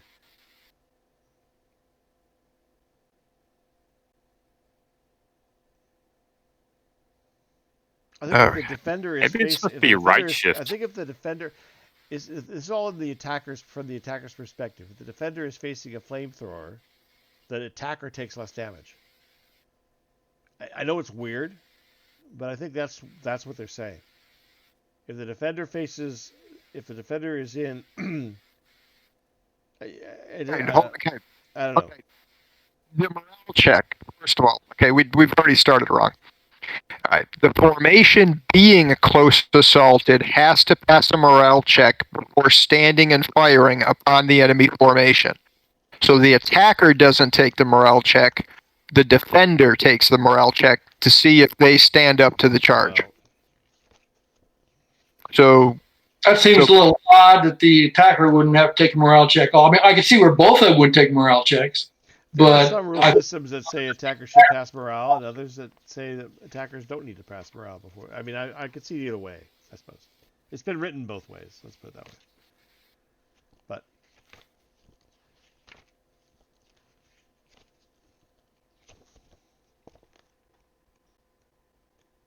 okay, so Barry, you take a morale check with your unit. Okay, it's 10 minus 2. Okay. It's a 6. you're fine. So he passes, so he stands. Okay. Okay. Both sides receive the same cover bonus. Okay, flank or rear. Okay, determined the same way as flanking. Okay.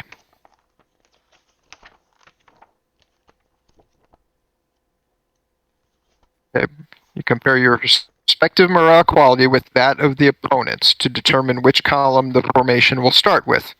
Shift over any columns as needed by adding column shift modifiers. Okay. So step 1, both sides cross-reference their morale versus their opponents to give you the close assault effects letter. Okay. So we're both regular versus regular. So both sides are going to be D's. I replaced the letters with numbers, the equivalent numbers, by the way, in my QRS. That's why they're numbers there. I didn't see the point of having letters and numbers. Okay. Okay, now both sides roll leadership die. Have determined their final close assault effects letter. Leadership die rolls are done at the end of each round of close combat. Which was a push. Okay, which was a push. The winner forces a shift down one more for the opponent if possible on the close assault effects table. Winning the leadership roll allows a winner to remain in position regardless of the amount of the DMs received. See, that doesn't make sense, right? It says winner will force a left shift on the opponent, but that weakens the opponent's losses. The left shift is actually better for people. So clearly, The left of the initial column. Clearly, if you're facing a flamethrower, the defender should not. The person facing a flamethrower shouldn't have a left shift, but the attacker might have a left shift because he's using a flamethrower and has an advantage. So I mean, it's kind of weird. Maybe it should be a right shift. Well, it's also weird too. They talk about the attacker, but they don't say anything about the defender. Because you do this for both. Each of you does this relative to the other. Do you? Each of you plays the role of the attacker simultaneously. So it's why you're each figuring out your own casualties. So the question is, are you figuring out your own casualties, or are you figuring out what you're doing to the other guy? Because that's really what it boils down to. What are you trying to decide? How much you take damage, or how much you give damage, so to speak.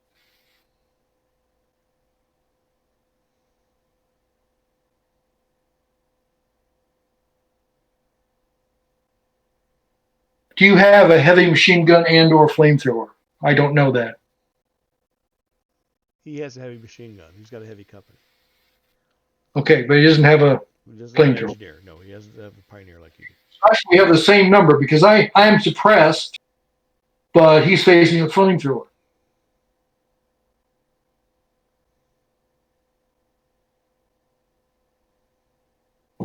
See, the attacker, it makes sense. Like, if the attacker is suppressed, then the defender takes less damage. That makes sense. If the attacker is out of supply, the defender should take less damage. That makes sense. That makes sense for a left shift. But if the attacker is facing an AFV formation, the defender shouldn't get a left shift. So see, like, some of these shift modifiers don't make sense the way they're worded, which may be part of the problem. And I'm pretty much sure, now I may have misinterpreted them when I wrote them down. No, I mean, I'm looking at the rule book, and it says all shifts will be to the left of the initial column. So if you're and our cumulative. facing any AFE, yeah, I'm looking at the book too, right? Page 40 of the first edition. Facing any AFE, one column left. Mm-hmm. Right? Interestingly, too, it has nothing to do with how many units you have or what, other than the heavy guns and flamethrower. That's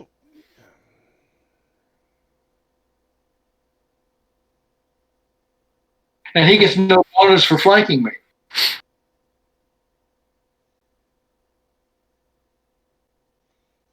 It's clear that if you're hardened and you're facing panic or militia, that you should do 7 damage to them. As opposed to if you're a hardened attacker fighting a hardened defender, you only do 4 damage to them. So it's clearly that the attacker is on the left is the left axis, and the defender is the horizontal axis, right? The top axis. The vertical is the attacker. The defender is horizontal, as far as the matrix is concerned, right? What it looks like to me. Right. So any of these modifiers that would, if you're taking this, if I'm the attacker, if I'm Kelly and I'm attacking Barry, then I'm going to look at my what I am on the left-hand column, and I'm going to go across, and then we're going to go down this list, right? Fighting in super heavy cover. Well, that should be a -3. I'm trying to figure out how much damage I'm going to do to Kelly. So that makes sense. Fighting in super heavy cover, sure. That three left shift to help Barry. Okay, that makes sense. Fighting in heavy cover, 2 shift. Okay, that makes sense. Light cover, 1 shift. That makes sense. Attacker fragmented. No. If the attacker's fragmented, yeah, okay, 2 shift left, then Barry's not going to get hurt so bad. Attacker suppressed, 1 shift left, okay. Attacker's out of supply, 1 shift left, okay. Facing any AFV formation. Who's facing? So if the attacker, but that doesn't make sense. So facing any AFV formation,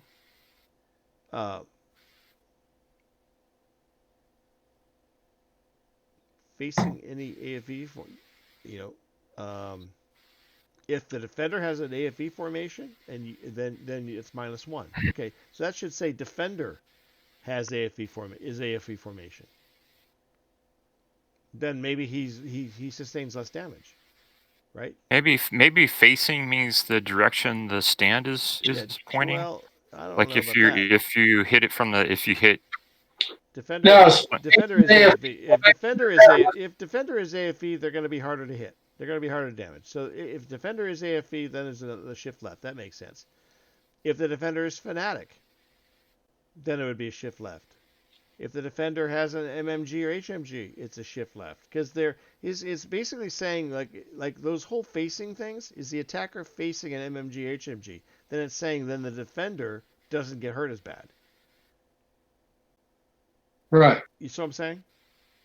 Well, that's what I'm wondering, if maybe it's saying the attacker But then the has last one the says- armored fighting vehicle, So- but is it actually facing the But this the is facing defender? greater than or equal to 2 formations. Well, if the defender is facing or greater than equal, if everything that says facing means the defender facing, the defender is facing greater than or equal to 2 formations, he should be a shift right. That should be a shift to the right. That shouldn't be a shift to the left. If you're a defender facing more than 1 formation, you should be taking more damage. So that last one doesn't make any sense. It I should be a think right this is shift. what damage you do to the other guy. So let's say in his case, okay, he's fighting in medium cover. That's 1. You mean if he's attacking you, or you're attacking him? 'Cause you're going to do this both. So he would do 3 to me. If he's In my case, I'm fighting in light cover as a 1. if he's attacking you, I'm suppressed is a 2, and I'm facing a machine gun is a 3. So we both roll off. We both take 3.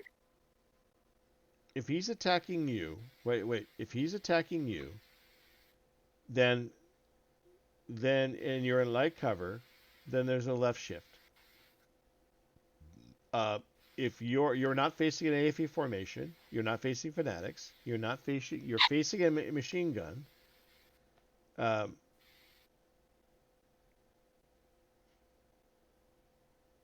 See, if you're facing a machine gun or HMG, that should be Oh, okay. So if he's facing, yes, he is facing a heavy machine gun. You do have a heavy machine gun, right, Barry? Yes. Yes.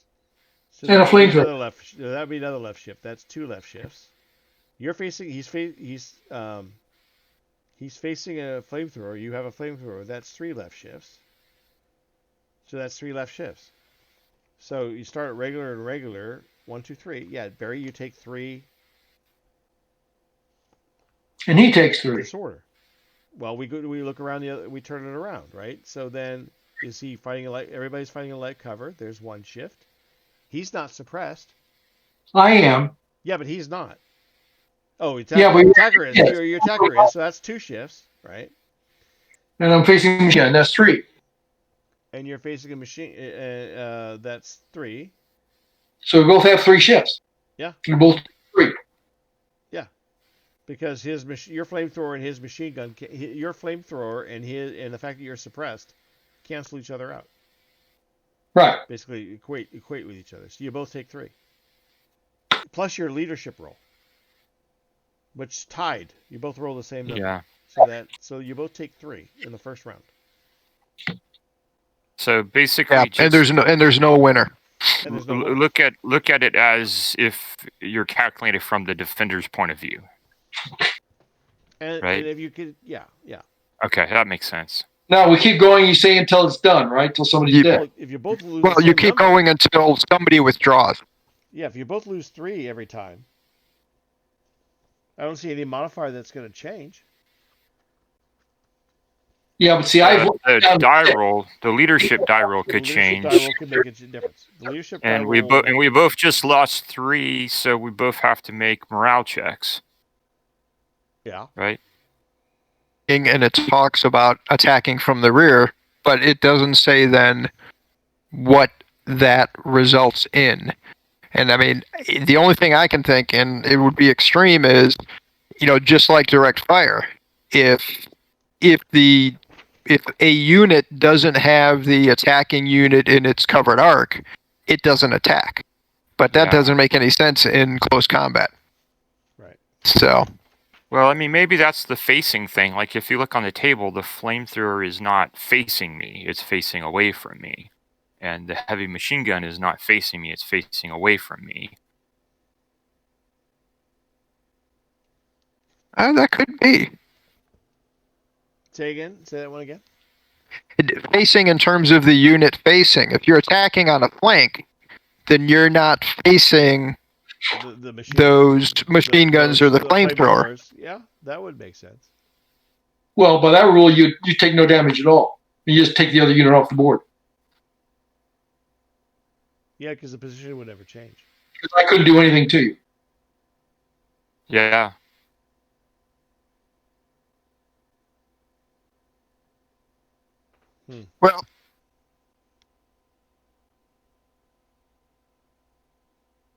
Well, okay. Let's. I mean, if both sides take 3, then we both take 3. We'll roll for morale. Make a morale test because that's going to add. And if you fail it, it'll add more disorder. yeah, And because you're gonna. move back. Right? Because we add our leaders in, right? Yeah. So I'm -4, and you're minus. You're even, I'll right? be 'Cause you're even now. +3. Yeah. Right. Yeah. Okay. So I'm 1. That's a panic. Okay. So that's a panic. Or surrender, but veterans or regulars with a 7+ disorder. Well, you've got to roll yours too. Yeah.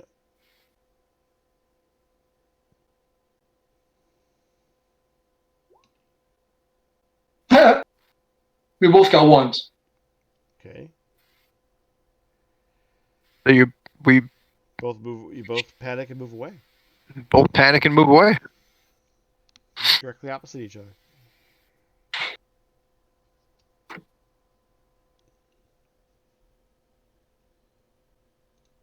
And with that, that's me to the end of the night, guys. Right. So what happens? Do I route off the board then?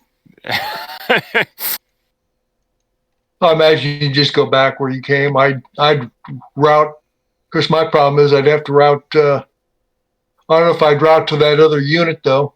Toward that other unit, you'd probably route, Well, I would say route left.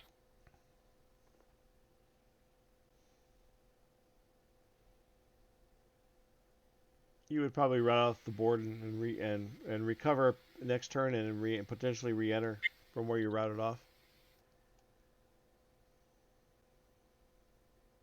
Or you just run off the board and that unit's done.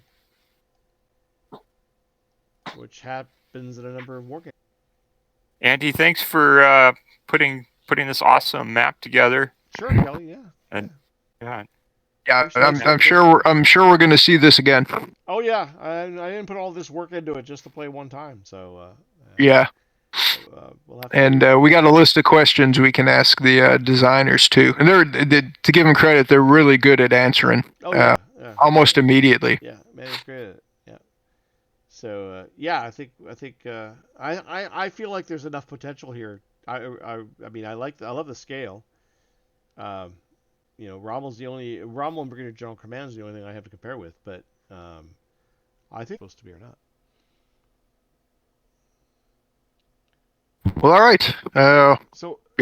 It's almost midnight, so yeah. So Matt, all right. Let me know what you want to. Thanks again, Kelly, for playing. Yeah. Oh no, thank you, Andy. Matt, it was great playing with you. Thank you. Yeah, this is my first time on Roll20 too, so it was kind of interesting. Mm-hmm. Well, I'm always you did better than me, and I've played on it many times. Well, I'm up for continuing to work on this, Matt, and playing some more. Oh yeah, so, yeah. No, I would definitely like to read that. We have the tools and systems, but let's follow up with Manny. I'll share the recording out on YouTube too, and we'll follow up with some of our questions. I know I need to update the sheet and work on the map a little bit with the contours and all that, but yeah. Thanks, man. All right. All right. Bye, all right, guys. Andy. All right, good night, guys. All right. Have a good night. Bye. Thanks, Andy.